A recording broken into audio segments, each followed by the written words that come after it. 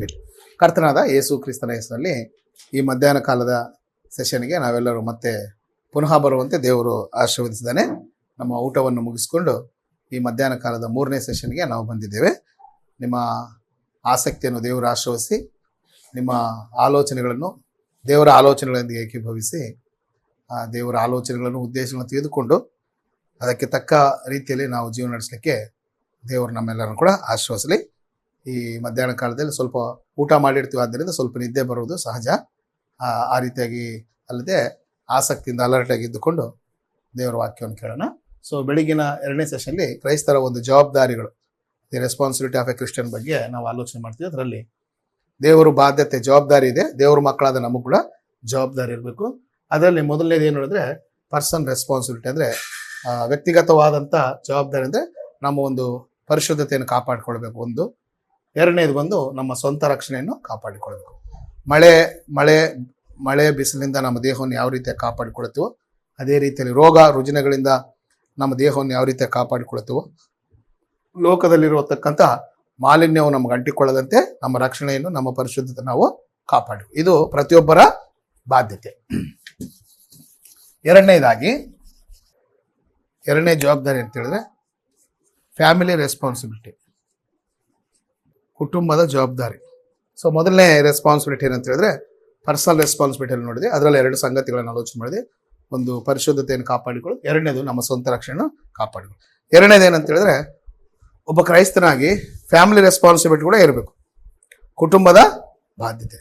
So ಕುಟುಂಬದ ಬಾಧ್ಯತೆ ಅಂದಮೇಲೆ ಇಲ್ಲಿ ಕೂಡ 2 ವಿಧವಾಗಿರುತ್ತೆ. ಒಂದು ಏನಂತ ಹೇಳಿದ್ರೆ ಫಿಸಿಕಲ್ ರೆಸ್ಪಾನ್ಸಿಬಿಲಿಟಿ, ಭೌತಿಕವಾದ ಜವಾಬ್ದಾರಿ, ಆತ್ಮಿಕವಾದ ಜವಾಬ್ದಾರಿ. ಸೊ ಈ ಫ್ಯಾಮಿಲಿ ರೆಸ್ಪಾನ್ಸಿಬಿಲಿಟಿ ಕೂಡ 2 ವಿಧವಾದಂಥ ಜವಾಬ್ದಾರಿಗಳಿರ್ತವೆ. ಒಂದು ಫಿಸಿಕಲ್ ರೆಸ್ಪಾನ್ಸಿಬಿಲಿಟಿ, ಎರಡನೇದು ಸ್ಪಿರಿಚುವಲ್ ರೆಸ್ಪಾನ್ಸಿಬಿಲಿಟಿ. ಭೌತಿಕವಾದ ಜವಾಬ್ದಾರಿ ಅಂತ ಹೇಳಿದ್ರೆ ಕುಟುಂಬಕ್ಕೆ ಬೇಕಾದಂಥ ಪೋಷಣೆಯನ್ನು ಕೊಡೋದು. ಕುಟುಂಬಕ್ಕೆ ಬೇಕಾದಂಥ ಪೋಷಣೆ. ಈಗ ನಮ್ಮ ಕುಟುಂಬಗಳನ್ನು ಪೋಷಣೆ ಮಾಡೋದು ಯಾರ ಜವಾಬ್ದಾರಿ? ಕುಟುಂಬವನ್ನು ನೆಗ್ಲೆಕ್ಟ್ ಮಾಡಬಾರ್ದು. ಅಂದರೆ ತಾನು ಕೈ ಹಿಡಿದಂಥ ತನ್ನ ಸಂಗಾತಿ, ಭಾಳ ಸಂಗಾತಿ ಹೆಂಡತಿಗೂ ಹಾಗೂ ಈ ನಿಮ್ಮಿಬ್ಬರನ್ನು ಪ್ರೀತಿಸಿಕೊಟ್ಟಂಥ ಮಕ್ಕಳನ್ನ ನೆಗ್ಲೆಕ್ಟ್ ಮಾಡಬಾರ್ದು. ಅವ್ರ ಯೋಗಕ್ಷೇಮವನ್ನು ಏನು ಮಾಡಬೇಕು, ನೋಡ್ಕೊಳ್ಳಿ. ಅರ್ಥ? ಸೊ ಕುಟುಂಬವನ್ನು ನೆಗ್ಲೆಕ್ಟ್ ಮಾಡಿದ್ರೆ ಸೊ ಅದು ದೇವರು ಒಪ್ಪಲ್ಲ. ಸೊ ಫಿಸಿಕಲ್ ನೀಡ್ಸು, ಕುಟುಂಬದ ಭೌತಿಕ ಅಗತ್ಯತೆಗಳನ್ನ ಏನು ಮಾಡಬೇಕು, ಪೂರೈಸಬೇಕು. ಅಂದರೆ ಕುಟುಂಬವನ್ನೆಲ್ಲ ನೋಡ್ಕೋಬೇಕು, ಹೆಂಡತಿ ಮಕ್ಕಳನ್ನ ಪೋಷಣೆ ಮಾಡಬೇಕು. ಅದಕ್ಕಾಗಿ ಪುರುಷನ ಏನು ಮಾಡ್ಬೇಕಂದ್ರೆ ದುಡಿಬೇಕು. ತನ್ನ ಕೈಯಿಂದ ಕಷ್ಟಪಟ್ಟು ಏನು ಮಾಡ್ಬೋದ, ದುಡಿಬೇಕು. ಯಾವುದಕ್ಕಾಗಿ ದುಡಿಬೇಕಂದ್ರೆ ತನ್ನ ಕುಟುಂಬವನ್ನು ಪೋಷಣೆ ಮಾಡಲಿಲ್ಲ ಅಂದ್ರೆ ದೇವರು ಅದನ್ನು ಮೆಚ್ಚುವಂತ ಕಾರ್ಯವಲ್ಲ. ತಿಮೋತಿಗೆ ಬರೆದಂತ ಮೊದಲನೇ ಪತ್ರಿಕೆ 3ನೇ ಅಧ್ಯಾಯ, ತಿಮೋತಿಗೆ ಬರೆದಂತ ಮೊದಲನೇ ಪತ್ರಿಕೆ 3ನೇ ಅಧ್ಯಾಯ 5ನೇ ವಚನ ನೋಡಿ. 5ನೇ ವಚನ 3:5, 3ನೇ ಅಧ್ಯಾಯ 5ನೇ ವಚನ. ತಿಮೋತಿಗೆ ಬರೆದ ಮೊದಲನೇ ಪತ್ರಿಕೆ 3ನೇ ಅಧ್ಯಾಯ 5ನೇ ವಚನ. ಮೊದಲನೇ ತಿಮೋತಿ. ಸ್ವಂತ ಮನೆಯವರನ್ನು ಆಳುವುದಕ್ಕೆ ತಿಳಿಯದವನು, ಇದು ಸಭೆ ಹಿರಿಯರ ಬಗ್ಗೆ ಹೇಳೋದು. ಅಂದ್ರೆ ಸ್ವಂತ ಮನೆಯನ್ನು ಏನ್ ಮಾಡ್ಬೇಕು, ಪಾಲಿಸ್ಬೇಕು. ಸ್ವಂತ ಮನೆಯನ್ನು ಏನ್ ಮಾಡಕ್ ಬದರ್ ಪಾಲಿಸ್ಬೇಕಂದ್ರೆ ಆ ಮನೆ ಯೋಗಕ್ಷೇಮವನ್ನೆಲ್ಲ ನೋಡ್ಕೊಳ್ಬೇಕು. ಸೊ ಅದಕ್ಕಾಗಿ ತನ್ನ ಕೈಯಿಂದ ಏನ್ ಮಾಡ್ಬೇಕಾತನು, ದುಡಿಬೇಕು. ತೆಸಲೋನಿಗೆ ಬರೆದಂತ 2ನೇ ಪತ್ರಿಕೆ, ತೆಸಲೋನಿಕದವ್ರಿಗೆ ಬರೆದ 2ನೇ ಪತ್ರಿಕೆ 3ನೇ ಅಧ್ಯಾಯ 3 8ನೇ ವಚನದಿಂದ ಓದಿ. 8ನೇ ವಚನದಿಂದ 3ನೇ ಅಧ್ಯಾಯ 8ನೇ ವಚನದಿಂದ.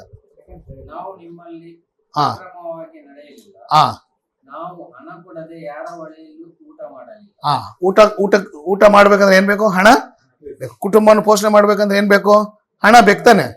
ಸೊ ಅದು ಯಾರ ಜವಾಬ್ದಾರಿ ಅಂದ್ರೆ ಕುಟುಂಬದ ಯಜಮಾನ ಜವಾಬ್ದಾರಿ. ರೈಟ್. ನೆಕ್ಸ್ಟ್, ನಿಮ್ಮಲ್ಲಿ ಒಬ್ಬರಿಗೂ ಭಾರವಾಗಬಾರದೆಂದು ಹಗಲಿರುಳು ಕಷ್ಟದಿಂದಲೂ ಪ್ರಯಾಸದಿಂದಲೂ ದುಡಿದು ಜೀವನ ಮಾಡಿಕೊಂಡು. ನೋಡಿ, ಜೀವನ ಮಾಡ್ಬೇಕಾದ್ರೆ ಏನ್ ಮಾಡ್ಬೇಕು, ಹಗಲಿರುಳು ಏನ್ ಮಾಡ್ಬೇಕು, ದುಡಿಬೇಕು. ಅಂದ್ರೆ ಯಾವುದಕ್ಕೆ, ಈ ಭೌತಿಕವಾದಂತ ಜವಾಬ್ದಾರಿ. ಅಂದ್ರೆ ಮನೆಗೆ ಊಟ ಬೇಕು, ಆಹಾರ ಧಾನ್ಯಗಳು ಬೇಕು, ಮಕ್ಕಳ ಫೀಸು, ನಮ್ಮ ಮನೆಯೆಲ್ಲ ಮನೆ ನೀಡ್ಸ್ ಎಲ್ಲ ಪೂರೈಸ್ಲಿಕ್ಕೆ ಏನ್ ಮಾಡ್ಬೋದು, ಹಗಲಿರುಳು ದುಡಿಬೇಕಂತ ಹೇಳ್ತಾನೆ. ಸೊ ಅದು ಯಾರ ರೆಸ್ಪಾನ್ಸಿಬಿಲಿಟಿ? ಕುಟುಂಬದ ಯಜಮಾನನ ಜವಾಬ್ದಾರಿ. ನೆಕ್ಸ್ಟ್ ಬದರ್. ನಿಮ್ಮಿಂದ ಪೋಷಣೆ ಹೊಂದುವುದಕ್ಕೆ ನಮಗೆ ಹಕ್ಕಿಲ್ಲವೆಂದು ಆಕೆ ಮಾಡಲಿಲ್ಲ.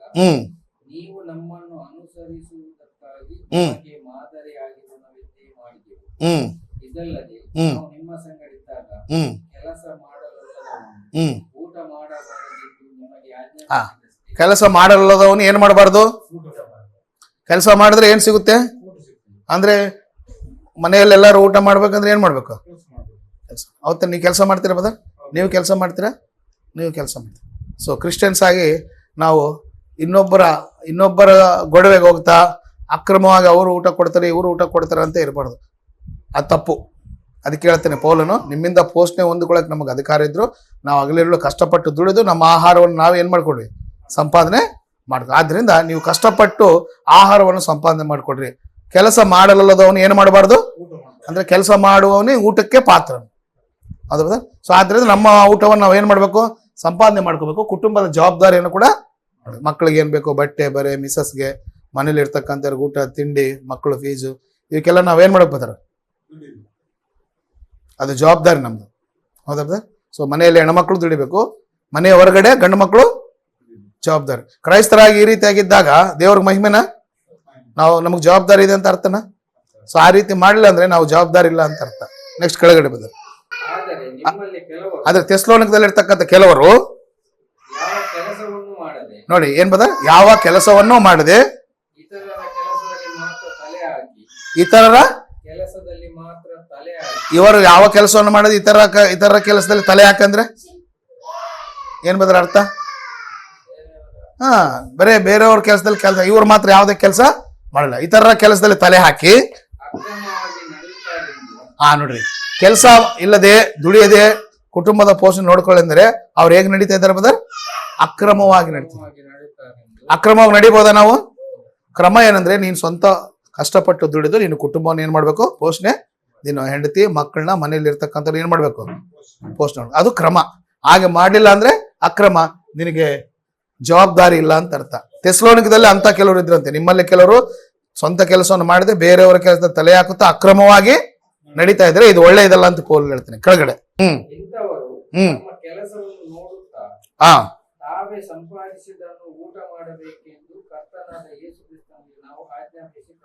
ನೋಡ್ರಿ, ಇಂಥವ್ರು ನೆಮ್ಮದಿಯಾಗಿ ಕೆಲಸ ಮಾಡುತ್ತಾ ತಮ್ಮ ಸ್ವಂತ ಊಟವನ್ನು ಏನ್ ಮಾಡ್ಬೇಕು? ಸಂಪಾದನೆ ಮಾಡ್ಬೇಕು. ಆದ್ರಿಂದ ಭೌತಿಕವಾದ ಜವಾಬ್ದಾರಿ ನಮ್ದು ಏನಂತ ಹೇಳಿದ್ರೆ, ನಮ್ಮ ದೇವರು ನಮ್ಗೆ ಕೊಟ್ಟಿರ್ತಕ್ಕಂಥ ಫ್ಯಾಮಿಲೀಸ್ನ ನಾವೇನ್ ಮಾಡ್ಬೇಕು?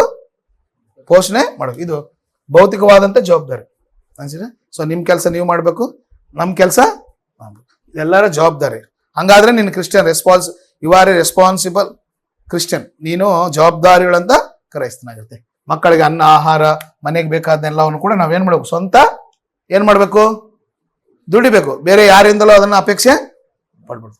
ಸೊ ಕೆಲಸ ಮಾಡಲಲ್ಲದವನು ಊಟ ಅಂದ್ರೆ ಕೆಲಸವನ್ನು ಮಾಡ್ಬೇಕಾ ಮಾಡಬಾರ್ದ? ಕೆಲಸ ಮಾಡಿ. ನೆಕ್ಸ್ಟ್ ಸ್ಪಿರಿಚುವಲ್ ರೆಸ್ಪಾನ್ಸಿಬಿಲಿಟಿ ಅಂದ್ರೆ, ಈಗ ಫಿಸಿಕಲ್ ರೆಸ್ಪಾನ್ಸಿಬಿಲಿಟಿ ಅರ್ಥ ಆಯ್ತಲ್ಲ ಬದ. ಸೊ ಸ್ಪಿರಿಚುವಲ್ ರೆಸ್ಪಾನ್ಸಿಬಿಲಿಟಿ ಅಂದ್ರೆ ಏನ್ ಬದ? ಈಗ ಒಂದಾಯ್ತು, ಕರೆಕ್ಟ್. ಕುಟುಂಬವನ್ನು ಲೀಡ್ ಮಾಡೋದು ಯಾರಂದ್ರೆ ಪುರುಷನೇ. ಮನೆಯಲ್ಲಿ ಲೀಡ್ ಮಾಡೋದು ಯಾರು ಬದ? ಪುರುಷನೇ ಆಗಿರ್ಬೇಕು. ಕಾರಣ ಏನಂತ ಹೇಳಿದ್ರೆ ಪುರುಷನಿಗೆ ದೇವರು ಅಧಿಕ ಸ್ಥಾನವನ್ನು ಕೊಟ್ಟಿದ್ದಾನೆ. ಕೊರಿಂಥದವರಿಗೆ ಬರೆದ ಮೊದಲನೇ ಪತ್ರಿಕೆ ನೋಡ್ರಿ 11:3 ಪೌಲನು ಒಂದು ಸಿಸ್ಟಮ್ನ ತಿಳಿಸ್ತಾನೆ ನೋಡಿ. 11:3 ವಚನ. 11 ಮೊದಲನೇ ಕೊರಂತೆ 11:3.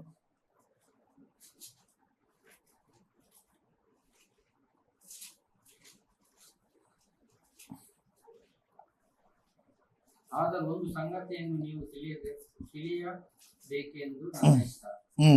ಅದೇನೆಂದರೆ ಪ್ರತಿ ಪುರುಷನಿಗೂ ಕ್ರಿಸ್ತನು ತಲೆ, ಸ್ತ್ರೀಗೆ ಪುರುಷನು ತಲೆ, ಕ್ರಿಸ್ತನಿಗೆ ದೇವರು ತಲೆ ಆಗಿದ್ದಾನೆ. ರೋಡ್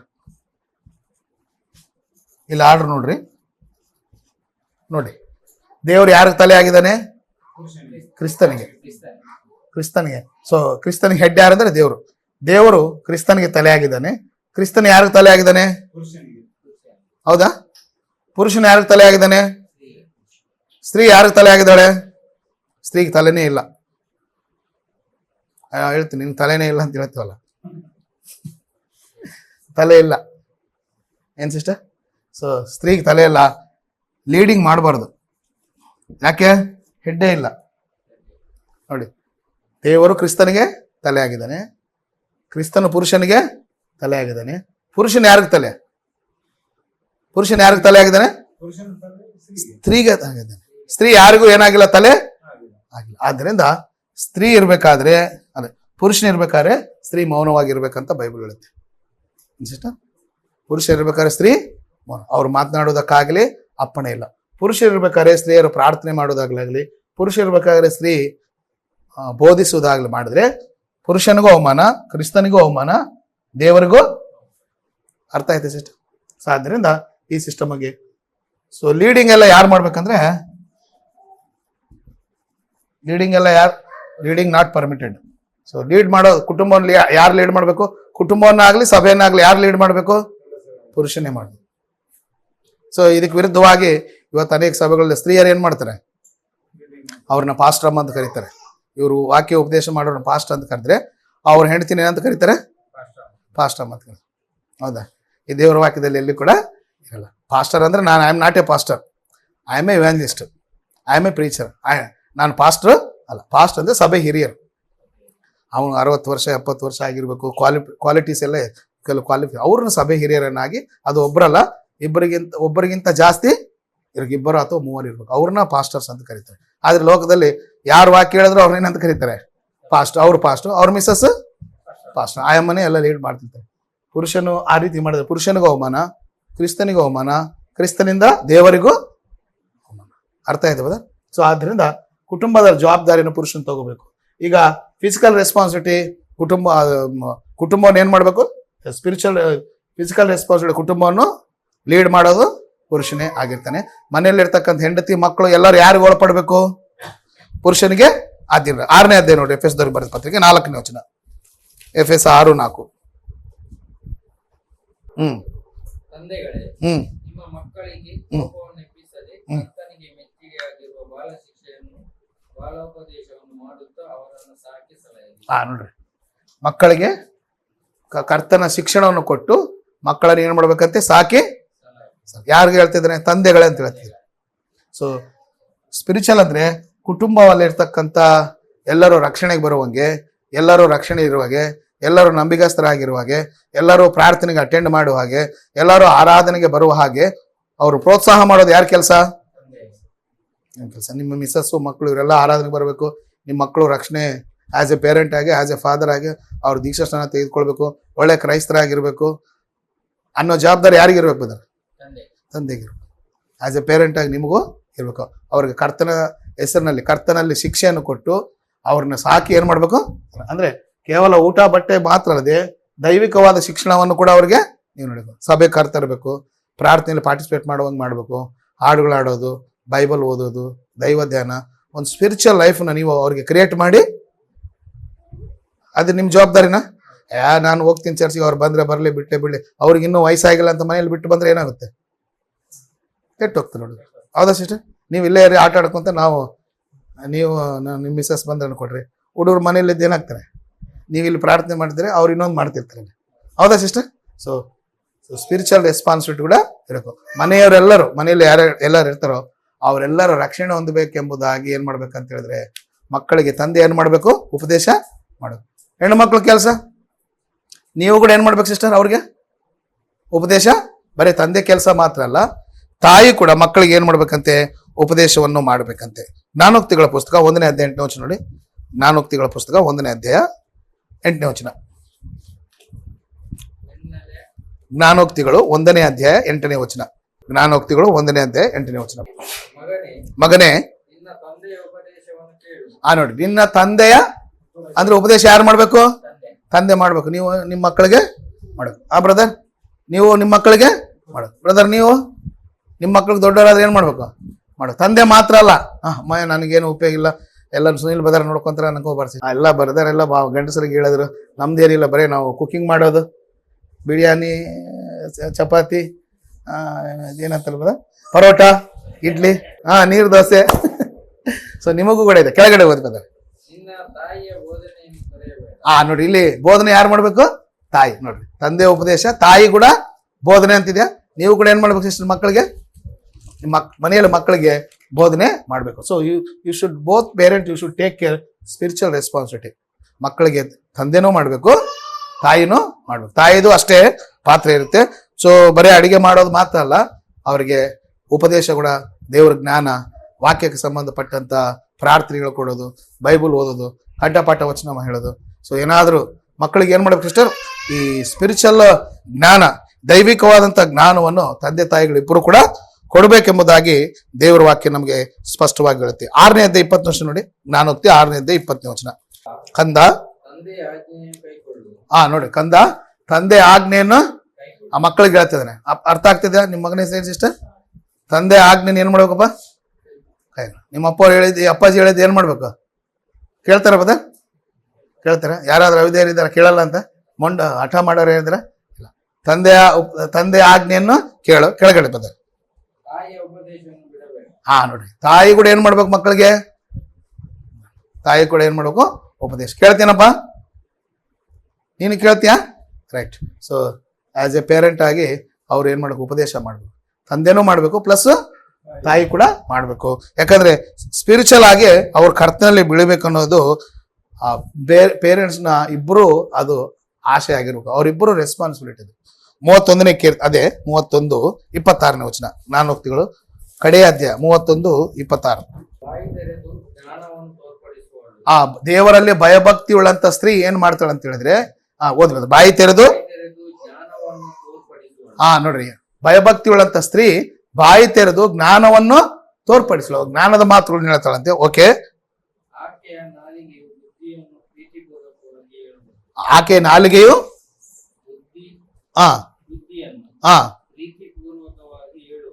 ಹೆಂಗ್ ಹೇಳ್ಬೇಕು ಸಿಸ್ಟರ್ ಮಕ್ಕಳಿಗೆ? ಹೊಡೆದು ಬಡದು ಅಲ್ಲ, ಏನ್ ಸಿಸ್ಟರ್? ಪ್ರೀತಿಪೂರ್ವಕವಾಗಿ. ಪ್ರೀತಿಪೂರ್ವಕವಾಗಿ ಅಂದ್ರೆ ಬದ ಮೆಥಡ್ ಆಫ್ ಟೀಚಿಂಗ್. ಹೊಡೆದು ಬಡದು ಜೋರು ಮಾಡಿ, ಬರ್ತೀಯ ಇಲ್ಲ, ಹೊಡಿತೀನಿ ನೋಡು, ಸಾಯಿಸ್ತೀನಿ ನೋಡು, ನೀನು ಬಾವಿಯಲ್ಲಿ ಹಾಕ್ತೀನಿ ನೋಡು, ಸಮುದ್ರದಲ್ಲಿ ಹಾಕ್ತೀನಿ ನೋಡು, ಕಣ್ಣಲ್ಲಿ ಕಾರ್ಪುಡಿ ಹಾಕ್ತೀನಿ ನೋಡು, ಆಮೇಲೆ ಬರೆ ಹಾಕ್ತೀನಿ ನೋಡು, ಟಾರ್ಚರ್ ಮಾಡಬಾರ್ದು. ಏನ್ ಬದ? ಪ್ರೀತಿಪೂರ್ವಕವಾಗಿ. ಅರ್ಥ ಆಯ್ತೇನಪ್ಪ? ಸೊ ಪ್ರೀತಿಪೂರ್ವಕವಾಗಿ ಹೇಳ್ಬೇಕು. ಸೊ ಸ್ಪಿರಿಚುವಲ್ ರೆಸ್ಪಾನ್ಸ್, ನಮ್ಮ ಮಕ್ಕಳು ಮನೆಯಲ್ಲಿ ಇರ್ತಕ್ಕಂಥ ಎಲ್ಲರೂ ರಕ್ಷಣೆಯಲ್ಲಿ ಇರಬೇಕು. ಈಗ ನಾವು ಮಾತ್ರ ಪ್ರಾರ್ಥನೆಗೆ ಬಂದು ಮಕ್ಕಳು ಬರಲಿಲ್ಲ ಅಂದ್ರೆ ಏನಾಗ್ತದೆ? ಸೊ ನಾವು ಒಳ್ಳೆ ದೈವಿಕವಾದ ಕುಟುಂಬವಾಗಿರ್ಲಿಕ್ಕೆ ಸಾಧ್ಯವಿಲ್ಲ. ಸೊ ಒಂದು ಅಂದ್ರೆ ದೈವ ಭಕ್ತಿಯುಳ್ಳ ಕುಟುಂಬ ಅಂದ್ರೆ ಕುಟುಂಬದಲ್ಲಿ ಇರ್ತಕ್ಕಂಥ ಎಲ್ಲರೂ ಹೆಂಗಿರ್ಬೇಕು? ಹೆಂಗಿರ್ಬೋದ? ಒಳ್ಳೆ ಅಂದ್ರೆ ಎಲ್ಲರೂ ಕರ್ತನಲ್ಲಿ, ಎಲ್ಲರೂ ದೇವರಲ್ಲಿ ಇರ್ಬೇಕು, ಎಲ್ಲರೂ ಏನಾಗಿರ್ಬೇಕು? ನಂಬಿಕಸ್ಥರಾಗಿರ್ಬೇಕು, ಎಲ್ಲರೂ ಕ್ರೈಸ್ತರ. ನಿಮ್ಮ ಮಕ್ಕಳನ್ನ ಕ್ರೈಸ್ತರ ಮಾಡೋವರೆಗೂ ನಿಮ್ಗೆ ಏನಿರ್ತದೆ ಜವಾಬ್ದಾರಿ. ಆಸ್ ಎ ಪೇರೆಂಟ್ ಆಗಿ ನಿಮ್ಮಿಬ್ಬರಿಗೂ, ಅವ್ರಿಬ್ಬರು ಕ್ರೈಸ್ತರಾಗತಕ್ಕ ನಿಮ್ಗೆ ಏನಿರುತ್ತೆ? ಹೌದು, ಅವ್ರಿಬ್ಬರು ಕ್ರೈಸ್ತರಾದಂದ್ರೆ ಪೇರೆಂಟ್ಸ್ ಆಗಿ you are very so happy. ನನ್ನ ಮಗ ದೀಕ್ಷಣ, ಅಮ್ಮಯ್ಯ ನನ್ನ ಮಗ ಏನದ? ಕ್ರಿಶ್ಚಿಯನ್ ಆದ, ಸೊ ಕ್ರೈಸ್ತನಾದ. ಸೊ ಆಸ್ ಎ ಮದರ್ ಆಗಿ, ಆಸ್ ಎ ಫಾದರ್ ಆಗಿ ನಿಮ್ಗೆ ಏನಿರುತ್ತೆ? You will feel very happy because it's your spiritual response. ಕುಟುಂಬವನ್ನು ಯಾವುದೇ ರೀತಿಯಲ್ಲಿ ನೆಗ್ಲೆಕ್ಟ್ ಮಾಡಂಗಿಲ್ಲ. ಅವ್ರ ಊಟ ಬಟ್ಟೆ ಎಲ್ಲ ಕೂಡ ಭೌತಿಕವಾದ್ದು. ಸೊ ಸ್ಪಿರಿಚುವಲ್ ಆಗಿ ಕೂಡ ಅವರು ರಕ್ಷಣೆ ಹೊಂದುವ ಹಾಗೆ, ಪಾಪಕ್ಕೆ ಸಿಲುಕದ ಹಾಗೆ, ಲೋಕದಲ್ಲಿ ಬಿದ್ದು ಹೋಗದ ಹಾಗೆ, ಅವ್ರು ಕ್ರಮವಾಗಿ ನಮ್ಮಂತೆ ಭಕ್ತಿಪರರಾಗಿ ನಡೆದುಕೊಳ್ಳುವಂತ ಆತ್ಮಿಕವಾದಂತ ಜವಾಬ್ದಾರಿ ಕೂಡ ನಮಗೆ ಇರಬೇಕು. ಉದಾಹರಣೆಗೆ ಬೈಬಲ್ನಲ್ಲಿ ತಮ್ಮ ಕುಟುಂಬದ ಜವಾಬ್ದಾರಿಯನ್ನು ತೆಗೆದುಕೊಂಡು ಕುಟುಂಬವನ್ನು ರಕ್ಷಿಸಿದಂತ ಯಾರಾದರೂ 1-2 ಎಕ್ಸಾಂಪಲ್ ಹೇಳಿ ನೋಡೋಣ. ನೋವಾನ್ ಏನ್ ಮಾಡ್ದ ಬದ? ನೋವಾನ್ ಏನ್ ಮಾಡ್ದ? ಇಬ್ರಿಯರಿಗೆ ಬರೆದ ಪತ್ರಿಕೆ ನೋವಾನ್ ಏನ್ ಮಾಡ್ದ ನೋಡ್ರಿ, 11ನೇ ಅಧ್ಯಾಯ. ಇಬ್ರಿಯರಿಗೆ ಬರೆದ ಪತ್ರಿಕೆ 11ನೇ ಅಧ್ಯಾಯ 7ನೇ ವಚನ. 11:7. ಇಬ್ರಿಯರಿಗೆ 11:7.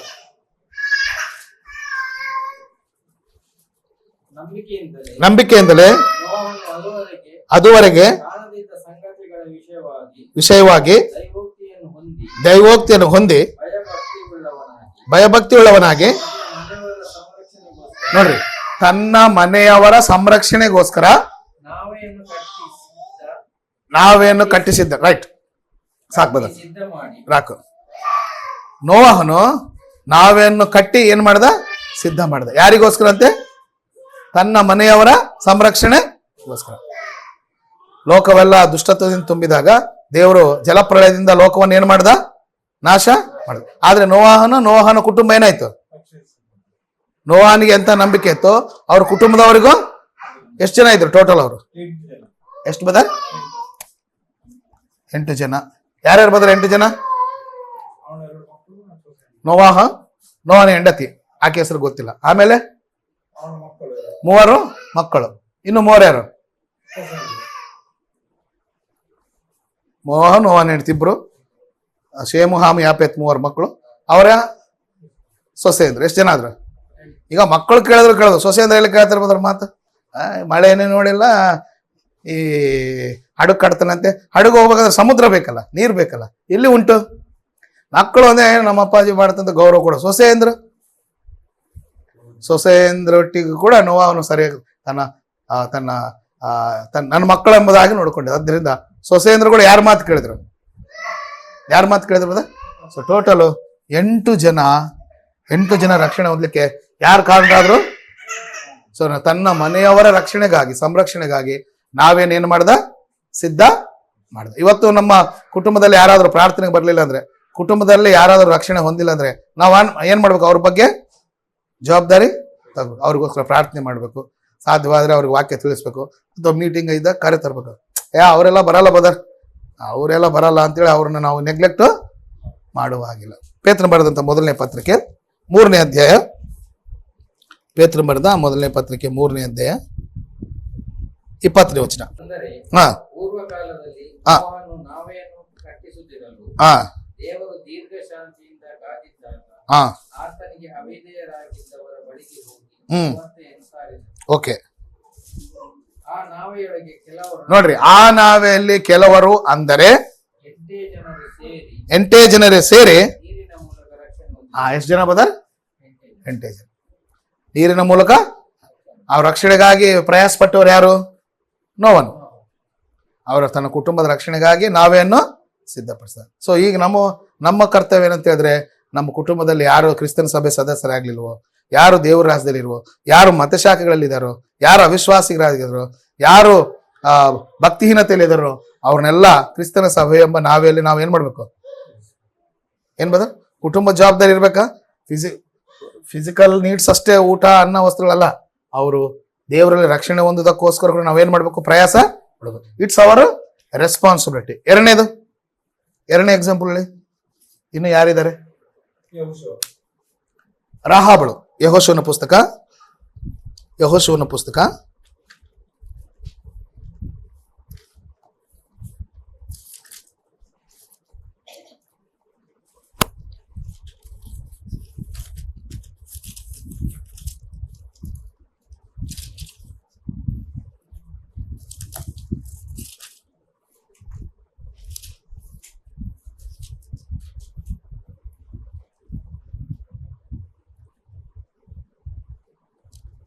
2ನೇ ಅಧ್ಯಾಯ. ಯೆಹೋಶುವನ ಪುಸ್ತಕ 2ನೇ ಅಧ್ಯಾಯ 17ನೇ ವಚನ. ಇಲ್ಲ, 18ನೇ ವಚನ ಓದ್ಬಿಡಿ. 18. ನಾವು ಈ ದೇಶದಲ್ಲಿ ಪ್ರವೇಶಿಸುವಾಗ ನೀನು ನಮ್ಮನ್ನು ಇರಿಸಿದ ಕಿಟಿಕಿಗೆ ಈ ಕೆಂಪು ದಾರವನ್ನು ಕಟ್ಟಬೇಕು. ಈ ಕೆಂಪು ದಾರವನ್ನು ಕಟ್ಟಬೇಕು. Okay brother. ಮತ್ತು ನಿನ್ನ ತಂದೆ ತಾಯಿಗಳನ್ನು, ಅಣ್ಣ ತಮ್ಮಂದಿರನ್ನು, ಬಳಗದವರನ್ನು ಮನೆಯಲ್ಲಿ ಸೇರಿಕೊಂಡಿರಬೇಕು. ಅವರಲ್ಲಿ ಯಾರಾದರೂ ಮನೆ ಬಿಟ್ಟು ಬೀದಿಗೆ ಬಂದರೆ ರಕ್ತಾಪರಾಧವರು ಅವರ ತಲೆಯ ಮೇಲೆ ಇರುವುದು. ನಾವು ನಿರ್ದೋಷಿಗಳು ಆದರೆ ನಿನ್ನೊಡನೆ ಮನೆಯಲ್ಲಿದ್ದವರ ಮೇಲೆ ಕೈ ಹಾಕುವುದಾದರೆ ರಕ್ತಾಪರಾಧವು ನಮ್ಮ ತಲೆಯ ಮೇಲಿರುವುದು. ರೈಟ್. 6ನೇ ಅಧ್ಯಾಯ 25ನೇ ವಚನ ಓದಿ. ಈಗ 6:25. ಸೂಳೆಯಾದ ರಹಾಬಳು ಯೆರಿಕೋ ಪಟ್ಟಣವನ್ನು ಸಂಚರಿಸಿ ನೋಡುವುದಕ್ಕೆ ಬಂದಿದ್ದ ಯೆಹೋಶುವನ ದೂತರನ್ನು ಅಡಗಿಸಿಟ್ಟಿದ್ದರಿಂದ ಅವನು ಅವಳನ್ನು, ಅವಳ ತಂದೆಯ ಮನೆಯವರನ್ನು, ಅವಳಿಗಿರುವುದೆಲ್ಲವನ್ನು ಉಳಿಸಿದನು. ನೋಡ್ರಿ, ರಾಹಾಬಳ ಮೂಲಕ ರಾಹಾಬನ ಮನೆಯವರೆಲ್ಲ ಏನಾದರೂ ರಕ್ಷಣೆಯನ್ನು ಹೊಂದಿದ್ರು. ಯೆರಿಕೋ ಪಟ್ಟಣದ ಮೇಲೆ ಯುದ್ಧಕ್ಕೆ ಬಂದಾಗ ರಾಹಾಬಳ ಸ್ಟೋರಿ ನಮ್ಗೆ ಗೊತ್ತು. ಈಕೆ ಒಬ್ಬ ವೇಶ್ಯೆ ಎಂಬುದಾಗಿದೆ, ವ್ಯಭಿಚಾರದಲ್ಲಿ ಇರ್ತಕ್ಕಂಥ ಒಬ್ಬ ಸ್ತ್ರೀ. ಆದ್ರೆ ಯೆರಿಕೋ ಪಟ್ಟಣವನ್ನು ಜಯಿಸಲು, ಯೆರಿಕೋ ಪಟ್ಟಣವನ್ನು ನಾಶ ಮಾಡಲು ಇಸ್ರಾಯೇಲರು ಬಂದಾಗ, ಆ ಪಟ್ಟಣವನ್ನು ನೋಡಲು ಬಂದಾಗ, ಆ ಯೆರಿಕೋವಿನ ಜನರು ಇಬ್ಬರನ್ನು ಸಾಯಿಸಬೇಕೆಂಬುದಾಗಿ ಪ್ಲಾನ್ ಮಾಡಿದಾಗ ರಾಹಾಬಳ ಅವರಿಗೆ ಆಶ್ರಯ ಕೊಟ್ಲು. ರಾಹಾಬಳ ಆಶ್ರಯ ಕೊಟ್ಟಾಗ ಅವರು ವಾಪಸ್ ಹೋಗ್ತಿರ್ಬೇಕಾದ್ರೆ, ನಾನು ನಿಮಗೆ ಉಪಕಾರವನ್ನು ಮಾಡಿದ್ದೇನೆ, ನೀವು ಈ ಎರಿಕೋವಿಗೆ ಯುದ್ಧಕ್ಕೆ ಬಂದಾಗ ನನಗೂ ನನ್ನ ಮನೆಯವರಿಗೆ ಏನ್ ಮಾಡಿ ರಕ್ಷಣೆಯನ್ನು ಕೊಡಿ ಎಂಬುದಾಗಿ ಬೇಡಿಕೊಂಡಾಗ ಅವರು ಒಂದು ಕೆಂಪು ದಾರವನ್ನು ಕೊಡ್ತಾರೆ. ಈ ಕೆಂಪು ದಾರವನ್ನು ನಿನ್ನ ಮನೆಯ ಕಿಟಕಿಗೆ ಕಟ್ಟಿಕೋ. ನಾವು ಈ ಪಟ್ಟಣದ ಮೇಲೆ ಯುದ್ಧಕ್ಕೆ ಬಂದಾಗ ನಿನ್ನ ತಂದೆ ತಾಯಿ ಅಣ್ಣ ತಮ್ಮಂದಿರು ಅಕ್ಕ ತಂಗಿಯರು ನಿನ್ನ ಬಂಧು ಬಳಗ ಯಾರಿದ್ರು ಎಲ್ಲರನ್ನು ಏನ್ ಮಾಡ್ಬೇಕು, ಈ ಮನೆಯಲ್ಲಿ ಸೇರಿಸ್ಬೇಕು. ನಾವು ಯುದ್ಧಕ್ಕೆ ಬಂದಾಗ ಈ ಮನೆಯಲ್ಲಿ ಇರೋರನ್ನ ಏನು ನಾಶ ಮಾಡಲ್ಲ ಅಂತ ಹೇಳಿದ್ರು. ಈ ಮನೆಯಿಂದ ಆಚೆ ಹೋದವನು ತನ್ನ ಪ್ರಾಣಕ್ಕೆ ತಾನೇ ಉತ್ತರವಾದಿ ಜವಾಬ್ದಾರಿ ಆಗಿರ್ತಾನೆ ಅಂತ ಹೇಳಿದ್ರು. ಅದು ಹೇಳಿದ ರೀತಿಯಲ್ಲಿ 6ನೇ ಅಧ್ಯಾಯದಲ್ಲಿ ಈ ಇಸ್ರಾಯೇಲರು ಎರಿಕೋವನ ಮೇಲೆ ಅಟ್ಯಾಕ್ ಮಾಡಿದಾಗ ರಾಹಾಬಳು ಆ ಕಿಟಕಿಗೆ ಆ ಒಂದು ಮನುಷ್ಯರು ಕೊಟ್ಟಿರ್ತಕ್ಕಂಥ ಆ ಗೂಢಾಚಾರಿಗಳು ಕೊಟ್ಟಿರ್ತಕ್ಕಂಥ ಕೆಂಪು ದಾರವನ್ನು ಕಿಟಕಿಗೆ ಕಟ್ಕೊಂಡಿದ್ರು. ಆ ಮನೆಯಲ್ಲಿ ತಂದೆ ತಾಯಿ ಅಣ್ಣ ತನಗೆ ತನ್ನ ನೆಂಟು ಬಂಧು ಬಳಗದವರನ್ನ ಏನ್ ಮಾಡಿದ್ಲು, ಸೇರಿಸ್ಲು. ಈಗ ರಾಹಾಬಳು ನನಗೆ ಮಾತ್ರ ಸಾಯದಾಗ ಬದುಕಿದ್ರೆ ಸಾಕಪ್ಪ, ಅವ್ರು ಹೆಂಗನ ಹೋಗ್ಲಂದ್ರೆ ಎಲ್ಲರನ್ನೂ ಸೇರಿಸಿಲ್ಲ. ಎಲ್ಲಿಗೆ? ತನ್ನ ಮನೆಯಲ್ಲಿ ಸೇರಿ. ಯಾಕಂದ್ರೆ ಆ ಮನೆಯಲ್ಲಿ ಇರೋರು ಯಾರು ಇರ್ತಾರೋ, ಕೆಂಪು ದಾರ ಕಟ್ಟಿದಂತ ಆ ಮನೆಯಲ್ಲಿ ಯಾರು ಇರ್ತಾರೋ ಅವ್ರಿಗೆ ಯಾರನ್ನೂ ಏನ್ ಮಾಡಲ್ಲ, ಇವ್ರು ಕೊಲೆ ಮಾಡಲ್ಲ, ಅವ್ರಿಗೆ ನಾಶನ ಅನ್ನೋದು ಇಲ್ಲ. ಅದು ಜವಾಬ್ದಾರಿ ತಗೊಂಡು ರಾಹಾಬಳು ತನ್ನ ಮನೆಯವ್ರನ್ನೆಲ್ಲ ಕೂಡ ತನ್ನ ತಂದೆ ತಾಯಿ ಎಲ್ಲರನ್ನ ಏನ್ ಮಾಡ್ಲು, ಮನೆಗೆ ಸೇರಿಸಿದ್ಲು. ಅವ್ರಿಗೆ ರಕ್ಷಣೆಯನ್ನು ಕೊಟ್ಲು. ಅಂದ್ರೆ ರಾಹಾಬಳು ಅವ್ರನ್ನ ಕಾಪಾಡಿದ್ಲ, ಜವಾಬ್ದಾರಿ ತಗೊಂಡ್ಲ. ನಾನ್ ಮಾತ್ರ ಬದುಕಿದ್ರೆ ಸಾಕು, ಉಳಿದವರು ಸತ್ತು ಹೋದ್ರೆ ಪರವಾಗಿಲ್ಲ ಅಂತ ಹೇಳಿದ್ಲ. ರಾಹಾಬಳು ತನ್ನ ಕುಟುಂಬಕ್ಕಾಗಿ ಆ ಪ್ರಯಾಸ ಪಟ್ಲು. ಆ ಇಸ್ರಾಯೇಲರು ಆ ದೇಶಕ್ಕೆ ಬಂದು ಯುದ್ಧ ಮಾಡಿದಾಗ ಅವರು ನಾಶವಾಗದ ಹಾಗೆ ಅವ್ರನ್ನೇನ್ ಮಾಡಿದ್ಲು, ಕಾಪಾಡಿದ್ಲು. ಇನ್ನು ಯಾರಿದ್ದಾರೆ ಬದರ್ ಹೊಸ ಒಡಂಬಡಿಕೆಯಲ್ಲಿ ಹೇಳ್ರಿ? ಲೂದ್ಯಳು.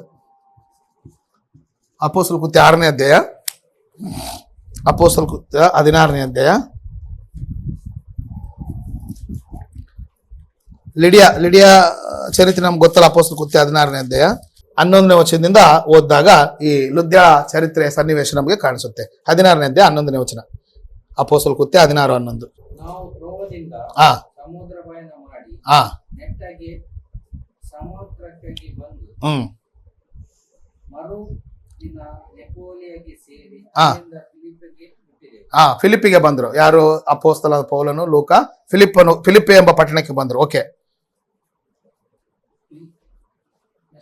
ನೆಕ್ಸ್ಟ್ ಓದ್ರಿ. ಫಿಲಿಪ್ಪಿ ಎಂಬುದು ಪ್ರಧಾನ ಪಟ್ಟಣವು ರೋಮಾಪುರದವರ ಒಂದು ಪ್ರವಾಸ ಸ್ಥಾನವಾಗಿದೆ. ರೋಮಿಯರಿಗೆ ಫಿಲಿಪ್ ಅನ್ನೋದು ಅದು ಟೂರಿಸಂ ಪ್ಲೇಸು ಮತ್ತು ಮೆಕದೋನಿಯ ದೇಶಕ್ಕೆ ತುಂಬಾ ಮುಖ್ಯವಾದ ಪಟ್ಟಣ ಆಗಿತ್ತು. ಓಕೆ, ಈ ಪಟ್ಟಣದಲ್ಲಿ ನಾವು ಕೆಲವು ದಿವಸ ಇದ್ದೇವೆ. ಯಾವ ಪಟ್ಟಣದಲ್ಲಿ? ಫಿಲಿಪ್ ಪಟ್ಟಣದಲ್ಲಿ ಅಪೊಸ್ತಲನಾದ ಪೌಲನು, ಲೂಕ ಮತ್ತು ಆತನ ಜೊತೆ ಸುವಾರ್ತಿಕರೆಲ್ಲರೂ ಕೂಡ ಆ ಪಟ್ಟಣದಲ್ಲಿ ಕೆಲವು ದಿನ ಇದ್ರು. ಏನ್ ನಡೀತು ನೋಡ್ರಿ ನೆಕ್ಸ್ಟ್. ನದಿ ತೀರದಲ್ಲಿ ದೇವರ ಪ್ರಾರ್ಥನೆ ನಡೆಯುವ ಸ್ಥಳ ಇರುವುದೆಂದು ನೆನೆಸಿ ಸಬ್ಬತ್ ದಿನದಲ್ಲಿ ಊರ ಬಾಗಿಲಿನ ಹೊರಗೆ ಹೋಗಿ ಅಲ್ಲಿ ಕೂಡಿ ಬಂದಿದ್ದ ಸ್ತ್ರೀಯರ ಸಂಗಡ ಕೂತುಕೊಂಡು ಮಾತಾಡಿದೆವು.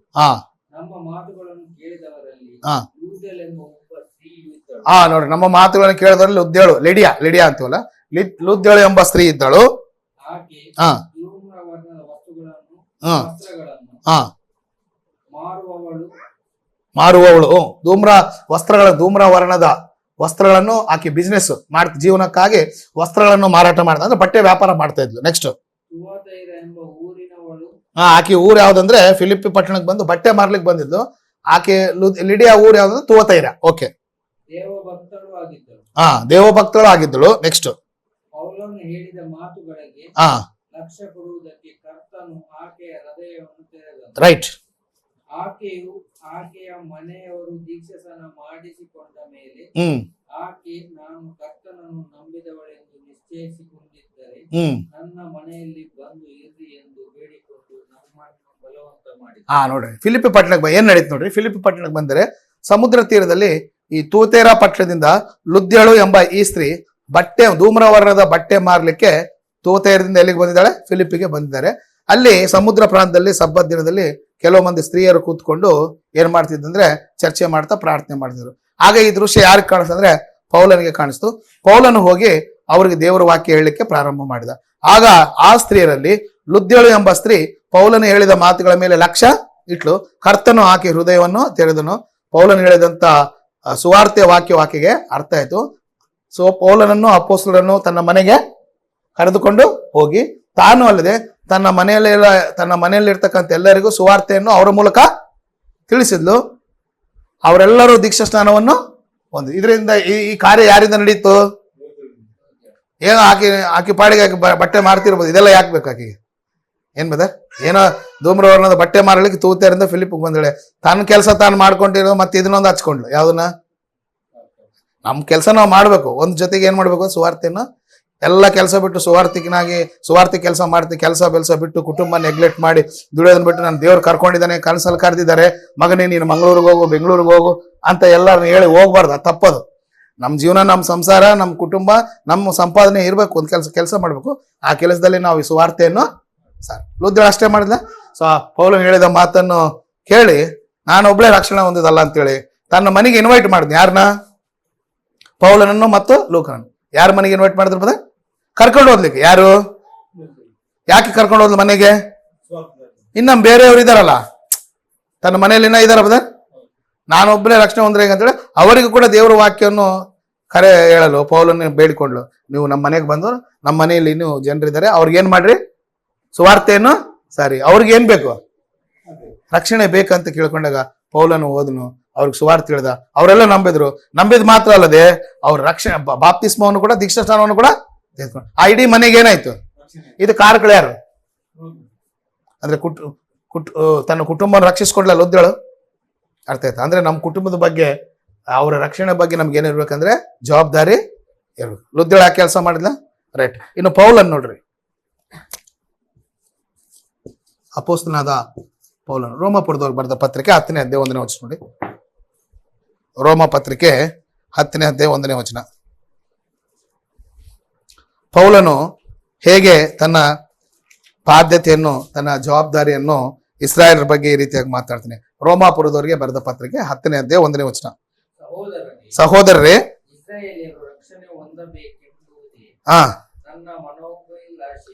ಪೌಲನಿಗೆ ಒಂದು ಮನೋಭಿಲಾಷೆ ಇದೆ ಅಂತ. ಮನೋಭಿಲಾಷೆ ಅಂದ್ರೆ ಏನ್ ಬದ? ಮನುಷ್ಯನ ಇಚ್ಛೆ. ಯಾರು ರಕ್ಷಣೆ ಹೊಂದಬೇಕಂತೆ? ಇಸ್ರಾಯೇಲರು ರಕ್ಷಣೆ ಹೊಂದಬೇಕೆಂಬುದಾಗಿ ನನ್ನ ಯಾಕೆ ಇಸ್ರಾಯೇಲ್ಗೆ ಯಾಕೆ ರಕ್ಷಣೆ? ಇಸ್ರಾಯೇಲ್ ದೇವ್ರ ಮಕ್ಕಳು ತಾನೆ, ಅವ್ರಿಗೆ ಯಾಕೆ ರಕ್ಷಣೆ? ಅವರು ಧರ್ಮಶಾಸ್ತ್ರ ಅಂತ ಹೋದ್ರೆ ಮೆಸ್ಸಿನನ್ನು, ಕ್ರಿಸ್ತರನ್ನು ಅಂಗೀಕರಿಸಲಿಲ್ಲ. ಅವರು ಯೇಸು ಕ್ರಿಸ್ತನ ರಕ್ತದ ಮೂಲಕ ರಕ್ಷಣೆ ಎಂಬುದು ಅವ್ರಿಗೆ ಗೊತ್ತಿಲ್ಲ. ಅವ್ರು ಏನಿದ್ರು ಏನಂತಾರೆ? ಧರ್ಮಶಾಸ್ತ್ರ, ಮೋಶೆ ನಮ್ಮ ನಾಯಕ, ಅಬ್ರಹಾಮನ್ ನಮ್ಮ ತಂದೆ, ದಾವೀದ ನಮ್ಮ ಪಿತೃ, ಧರ್ಮಶಾಸ್ತ್ರ ಹಿಡ್ಕೊಂಡು ಹೊಂಟಿದ್ದಾರೆ. ಪೌಲನು ಕೂಡ ಅದೇ ದಾರಿಯಲ್ಲಿ ಇದ್ದಾನೆ. ಈಗ ಯೇಸು ಕ್ರಿಸ್ತನ ಮೂಲಕ ರಕ್ಷಣೆ ಅಂತ ತಿಳಿತು, ತಾನು ರಕ್ಷಲ್ಪಟ್ಟ. ಈಗ ತನ್ನ ಸಹೋದರ ಅಂತ ಇಸ್ರಾಯೇಲರು ಕೂಡ ರಕ್ಷಣೆ ಹೊಂದಬೇಕೆಂಬುದಾಗಿ ನನ್ನ ಮನೋಭಿಲಾಷೆಯೂ ಆಗಿದೆ. ನೆಕ್ಸ್ಟ್ ಬದರ್, ದೇವರಿಗೆ ಪ್ರಾರ್ಥನೆಗಳನ್ನು ಮಾಡ್ತಾ ಇದ್ದಾರೆ ಪೌಲನು. ಯಾವ ವಿಷಯದಲ್ಲಿ ಬದರ್? ಯಾರು ರಕ್ಷಣೆ ವಿಷಯದಲ್ಲಿ?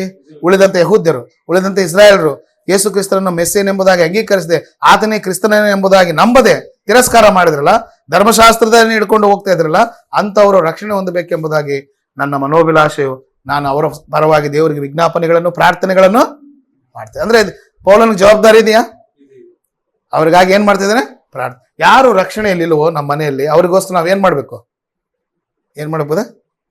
ಪ್ರಾರ್ಥನೆ ಮಾಡ್ಬೇಕು. ಅವರು ರಕ್ಷಣೆ ಹೊಂದಬೇಕೆಂಬುದಾಗಿ ನಮ್ಮ ಮನಸ್ಸಲ್ಲಿ ಇಚ್ಛೆ ಇರಬೇಕು. ನಮ್ಮ ತಂದೆ ತಾಯಿ ಆಗಿರ್ಬೋದು, ನಮ್ಮ ಬಂಧು ಬಳವ ಆಗಿರ್ಬೋದು, ಅಕ್ಕ ತಂಗಿಯರು ಯಾರೇ ಆಗ್ಲಿ, ಅವ್ರು ನಮ್ಮ ಕುಟುಂಬದಲ್ಲಿ ಯಾರು ಅವಿಶ್ವಾಸಿಗಳಾಗಿರ್ತಾರೋ, ಅವ್ರು ಯಾರು ಕ್ರೈಸ್ತರ ಅಲ್ಲದವ್ರು ಇರ್ತಾರೋ, ಯಾರು ದೇವ್ರ ವಾಕ್ಯಕ್ಕೆ ಅವಿಧೇಯರಾಗಿರ್ತಾರೋ, ಅವರೆಲ್ಲರೂ ವಿಧೇಯತೆಗೆ ಬರುವ ಹಾಗೆ, ಅವರೆಲ್ಲರೂ ರಕ್ಷಣೆ ಹೊಂದುವ ಹಾಗೆ ನಾವು ದೇವರಿಗೆ ಏನ್ ಮಾಡ್ಬೇಕು? ಪೌಲನ ಹಾಗೆ. ಯಾಕಂದ್ರೆ ಇಟ್ಸ್ ಅವರ್ ರೆಸ್ಪಾನ್ಸಿಬಿಲಿಟಿ.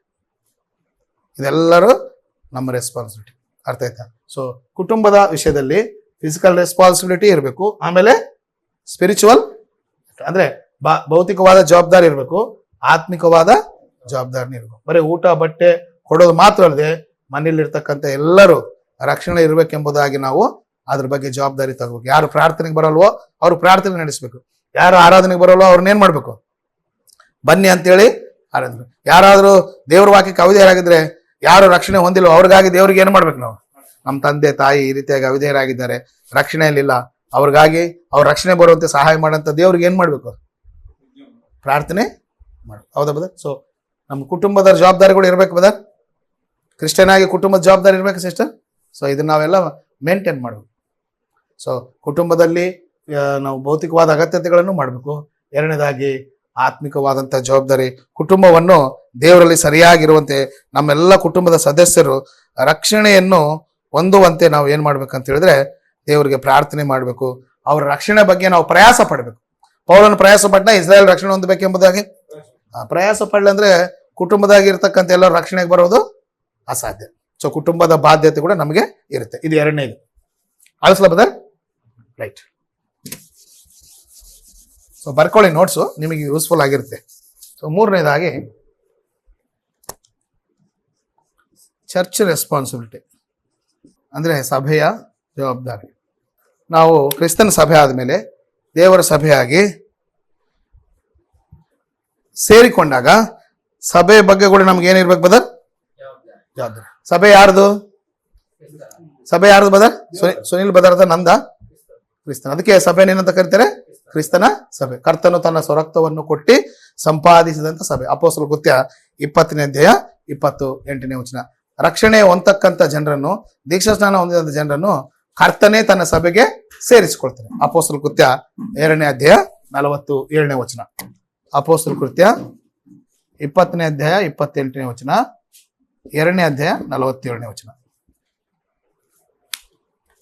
ಸೊ ಸಭೆ ಕರ್ತನದಾದ್ದರಿಂದ ಯಾರು ಹೊಸದಾಗಿ ಹುಡ್ತಾರೋ, ಯಾರು ರಕ್ಷಣೆಯನ್ನು ಹೊಂತಾರೋ ಅವರೆಲ್ಲರನ್ನೂ ಕೂಡ ಏನ್ ಮಾಡ್ತಾರೆ ಅಂತ ಹೇಳಿದ್ರೆ ಸಭೆಗೆ ಕರ್ತನೆ ಸೇರಿಸ್ಕೊಳ್ತಾನೆ.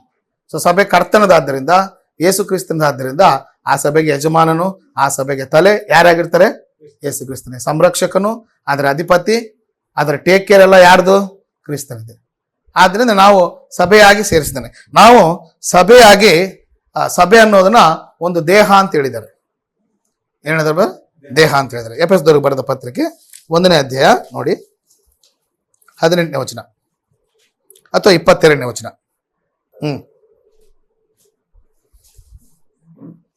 ಆತನು ಸಮಸ್ತವನ್ನು ಕ್ರಿಸ್ತನ ಪಾದಗಳ ಕೆಳಗೆ ಹಾಕಿದನು. ಇದಲ್ಲದೆ ಆತನನ್ನು ಎಲ್ಲದರ ಮೇಲೆ ಇರಿಸಿ ಸಭೆಗೆ ಶಿರಸ್ಸಾಗಿ ನೇಮಿಸಿದನು. ಸಭೆಗೆ ಶಿರಸ್ಸು ಯಾರು? ತಲೆ ಯಾರು? ಕ್ರಿಸ್ತನು. ಈ ತಲೆ ಶಿರಸ್ಸಾದ್ರೆ ಈ ಬಾಡಿ, ತಲೆ ದೇಹ ಇರುತ್ತೆ. ದೇಹ ಏನು? ಸಭೆ. ಕೆಳಗಡೆ ಓದಿ ಬದ. ಸಭೆಯು ಆತನ ದೇಹವಾಗಿದೆ. ಸಭೆಯು ಆತನ ದೇಹ. ಯಾರ ದೇಹ? ಕ್ರಿಸ್ತನ ದೇಹ. ನೋಡ್ರಿ, ತಲೆ ಬಂದು ಯಾರು? ಬೋರ್ಡ್ ಕಡೆ ನೋಡಿ, ತಲೆ, ಹೆಡ್. ತಲೆ ತೆಗೆದ್ರೆ ಇನ್ನೇನು ಉಳಿಯುತ್ತೆ? ದೇಹ. ದೇಹ. ದೇಹ ಯಾವುದು? ಈಗ ಜ್ಞಾನಾನಂದಮ್ಮ ಮನಂದ್, ಈ ತಲೆ, ಈ ದೇಹ ಎರಡನ್ನು ಬೇರೆ ಮಾಡಕ್ಕಾಗುತ್ತಾ? ಈಗ ನಾನು ಕಟ್ ಮಾಡಿ ಇವ್ರ ತಲೆ ಇಟ್ರೆ ಸೂಟ್ ಆಗುತ್ತಾ? ನಿಮ್ ತಲೆ ಇಟ್ರೆ ಯಾರ ಬಾಡಿಗೆ ಅವ್ರ ತಲೆನೇ ಏನಾಗುತ್ತೆ? ಬೇರೆಯವ್ರ ತಲೆ ಇಟ್ರೆ ಸೂಟ್ ಆಗುತ್ತೆ. ಆದ್ರಿಂದ ಈ ತಲೆ, ದೇಹದಿಂದ ತಲೆಯನ್ನು ಬೇರ್ಪಡಿಸ್ಬೋದಾ? ಆದ್ರಿಂದ ದೇಹ ಸಭೆ ಆದ್ರೆ, ತಲೆ ದೇಹ ಸೇರಿದ್ರೆ ಒಂದು ಬಾಡಿ ಆಗುತ್ತೆ. ಸೊ ತಲೆ ಕ್ರಿಸ್ತನು, ದೇಹ ಸಭೆ ಆದ್ಮೇಲೆ ಇದು ಯಾರ ಸಭೆ? ಅದನ್ನ ಏನಂತಾರೆ? ಕ್ರಿಸ್ತನ ಸಭೆ. ದಿ ಚರ್ಚ್ ಆಫ್ ಕ್ರೈಸ್ಟ್ ಎಂಬುದಾಗಿ ಕರೀತಾರೆ. ಆದ್ರಿಂದ ಈಗ ಬಾಡಿ, ನಮ್ಮ ದೇಹ ಇದೆ ನೋಡಿ, ತಿನ್ಬೇಕು, ಕೆಲಸ ಮಾಡ್ಬೇಕಂತ ಇನ್ಸ್ಟ್ರಕ್ಷನ್ಸ್ ಎಲ್ಲ ಎಲ್ಲಿಂದ ಬರುತ್ತೆ ಬದರ್? ತಲೆಯಲ್ಲಿ ಏನಿದೆ? ಮೆದುಳಿದೆ, ಮೈಂಡ್ ಇದೆ. ಈ ಮೈಂಡ್ ಇಂದಲೇ ಏನ್ ಮಾಡುತ್ತೆ? ಸೊ ಪೆನ್ ತಗೋ, ನಾನು ಬರಿಬೇಕಂದ್ರೆ ಇನ್ಸ್ಟ್ರಕ್ಷನ್ ಎಲ್ಲಿಂದ ಬರುತ್ತೆ? ಈ ಪೆನ್ ಯೂಸ್ ಮಾಡು ಅಂತ. ಊಟ ಮಾಡು ಅಂತ ಇನ್ಸ್ಟ್ರಕ್ಷನ್ ಎಲ್ಲಿಂದ ಬರುತ್ತೆ?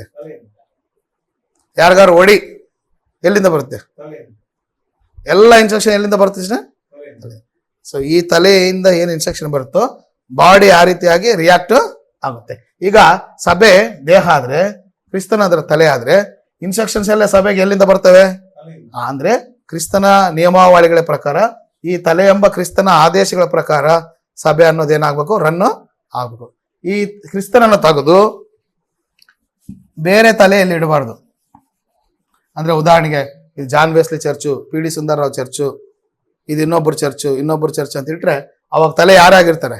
ಉದಾಹರಣೆಗೆ ನಾನು ಜ್ಞಾನಾನಂದಮ್ಮ, ಇದು ಜ್ಞಾನಾನಂದಮ್ಮರ ಸಭೆ ಅಂದ್ರೆ ಅರ್ಥ ಏನು?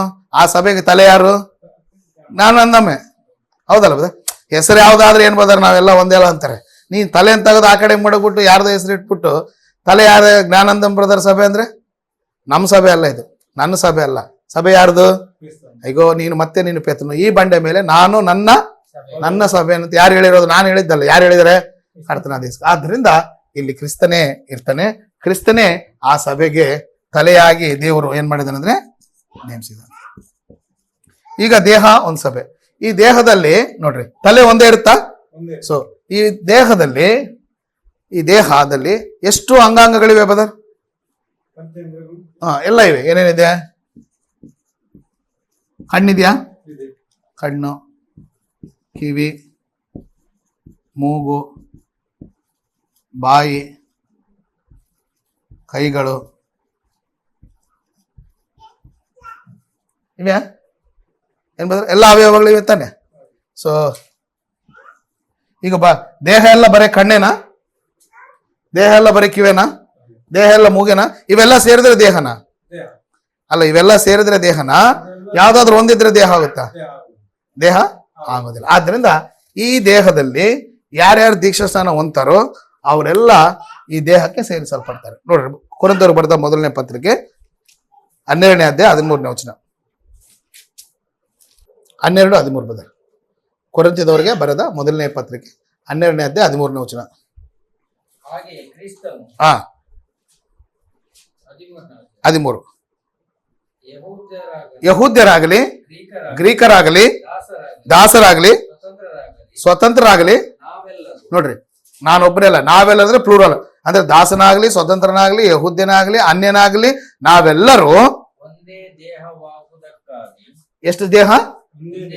ಒಂದೇ ದೇಹವಾಗುವುದಕ್ಕಾಗಿ ಒಂದೇ ಆತ್ಮನಲ್ಲಿ ದೀಕ್ಷಾಸ್ನಾನ ಮಾಡಿಸಿಕೊಂಡು. ನೋಡ್ರಿ, ದೀಕ್ಷಾಸ್ನಾನ ಯಾಕೆ ಬದಾರ ಈಗ ಹೇಳ್ರಿ? ದೀಕ್ಷಾಸ್ನಾನ ಯಾಕೆ ತಗೋಬೇಕು ಬದ? ಒಂದೇ ದೇಹದಲ್ಲಿ ಸೇರುವುದಕ್ಕಾಗಿ, ಒಂದೇ ದೇಹ ಆಗುವುದಕ್ಕಾಗಿ. ಹೌದಾ ಬದ? ಅವ್ರು ಯಾರ್ಯಾರಾಗಿರ್ಬೋದು, ಗ್ರೀಕರಾಗಿರ್ಬೋದು, ಯಹೂದ್ಯರಾಗಿರ್ಬೋದು, ದಾಸರಾಗಿರ್ಬೋದು, ಯಜಮಾನರಾಗಿರ್ಬೋದು, ಗಂಡು ಮಕ್ಕಳಾಗಿರ್ಬೋದು, ಹೆಣ್ಣು ಮಕ್ಕಳಾಗಿರ್ಬೋದು, ಮುದುಕರಾಗಿರ್ಬೋದು, ದಾಸನು, ಸ್ವತಂತ್ರ, ಯಾರೇ ಆಗಿರ್ಬೇಕು, ಎಲ್ಲರೂ ದೀಕ್ಷಾ ಸ್ನಾನದ ಮೂಲಕ ಎಲ್ಲಿಗೆ ಸೇರ್ತಾರ ಬರ? ಒಂದೇ ದೇಹನ, ಹಲವಾರು ದೇಹನ? ಒಂದೇ ದೇಹ ಅಂದ್ರೆ ಏನ್ ಬದರ್? ಇದು ಅಲಂಕಾರ ಪದ. ಒಂದೇ ಸಭೆನಾ, ಬೇರೆ ಬೇರೆ ಸಭೆನಾ? ಬೈಬಲ್ ಹೇಳಿದೆ ಒಂದೇ ದೇಹವಾಗ್ಲಿಕ್ಕ, ಹಲವಾರು ದೇಹಗಳಾಗ್ಲಿಕ್ಕ? ಒಂದೇ ದೇಹ ಅಂದ್ರೆ ಒಂದೇ ಸಭೆ. ಹೌದಾ ಬದ? ಒಂದೇ ದೇಹನ? ಬೈಬಲ್ ಅಲ್ಲಿ ಎಷ್ಟು ಸಭೆಗಳಿವೆ? ಎಷ್ಟು ಸಭೆಗಳ ಬಗ್ಗೆ ಬೈಬಲ್ ಮಾತಾಡುತ್ತೆ? ಅದು ಯಾವುದು? ಕ್ರಿಸ್ತನ ದೇಹ, ಅದೇ ಕ್ರಿಸ್ತನ ಸಭೆ. ಯಾರಾದ್ರೂ ಆಗ್ಲಿ ದೀಕ್ಷಾ ತೆಗೆದುಕೊಂಡ್ರೆ ಈ ದೇಹದಲ್ಲಿ ಸೇರಲು. ಒಬ್ಬನ ಯಾರಾದ್ರೂ ದೀಕ್ಷಾ ತೆಗೆದುಕೊಂಡು RCM ಅಲ್ಲಿ ಸೇರಿದ, ಒಬ್ಬನ ಯಾವ್ದಾದ್ರು ದೀಕ್ಷಾ ತೆಗೆದುಕೊಂಡು ಪೆಂಟಿಕೋಸ್ಟಲ್ ಸೇರಿದ್ರೆ ಕ್ರಿಸ್ತನ ದೇಹವೆಂಬ ಸಭೆಯಲ್ಲಿ ಅವನು ಸೇರಿಸಲ್ಪಟ್ಟಿರುವುದಿಲ್ಲ. ಆ ದೀಕ್ಷಾ ಸ್ನಾನ ಅದು ಸರಿಯಾದ ದೀಕ್ಷಾ ಸ್ನಾನ ಅಲ್ಲ. ಸೊ ಈಗ ಒಂದು ದೇಹದಲ್ಲಿ ಸೇರಿಸಲ್ಪಟ್ಟಾಗ ಏನಾಗ್ತಾರೆ ಅಂದ್ರೆ, ಈ ದೇಹದಲ್ಲಿ ಬೇರೆ ಬೇರೆ ಅಂಗಾಂಗಗಳಿವೆಲ್ಲ ಇಲ್ಲಿದೆ ನೋಡ್ರಿ. ಈ ದೇಹದಲ್ಲಿ ನಾನು ದೀಕ್ಷಾ ತೆಗೆದುಕೊಂಡೆ, ನಾನೊಂದು ಕಣ್ಣಾದೆ, ಇವರೊಂದು ಕಿವಿ ಆದ್ರು, ಅವರೊಂದು ಮೂಗಾದ್ರು, ಇವರೊಂದು ಬಾಯಿ ಆದ್ರು, ಸಿಸ್ಟರ್ ಕೈ, ಆ ಸಿಸ್ಟರ್ ಕೈ, ಎಲ್ಲರೂ ದೇಹದಲ್ಲಿ ಅಂಗಾಂಗಗಳಾಗಿ ಏನ್ ಮಾಡ್ತೀವಿ?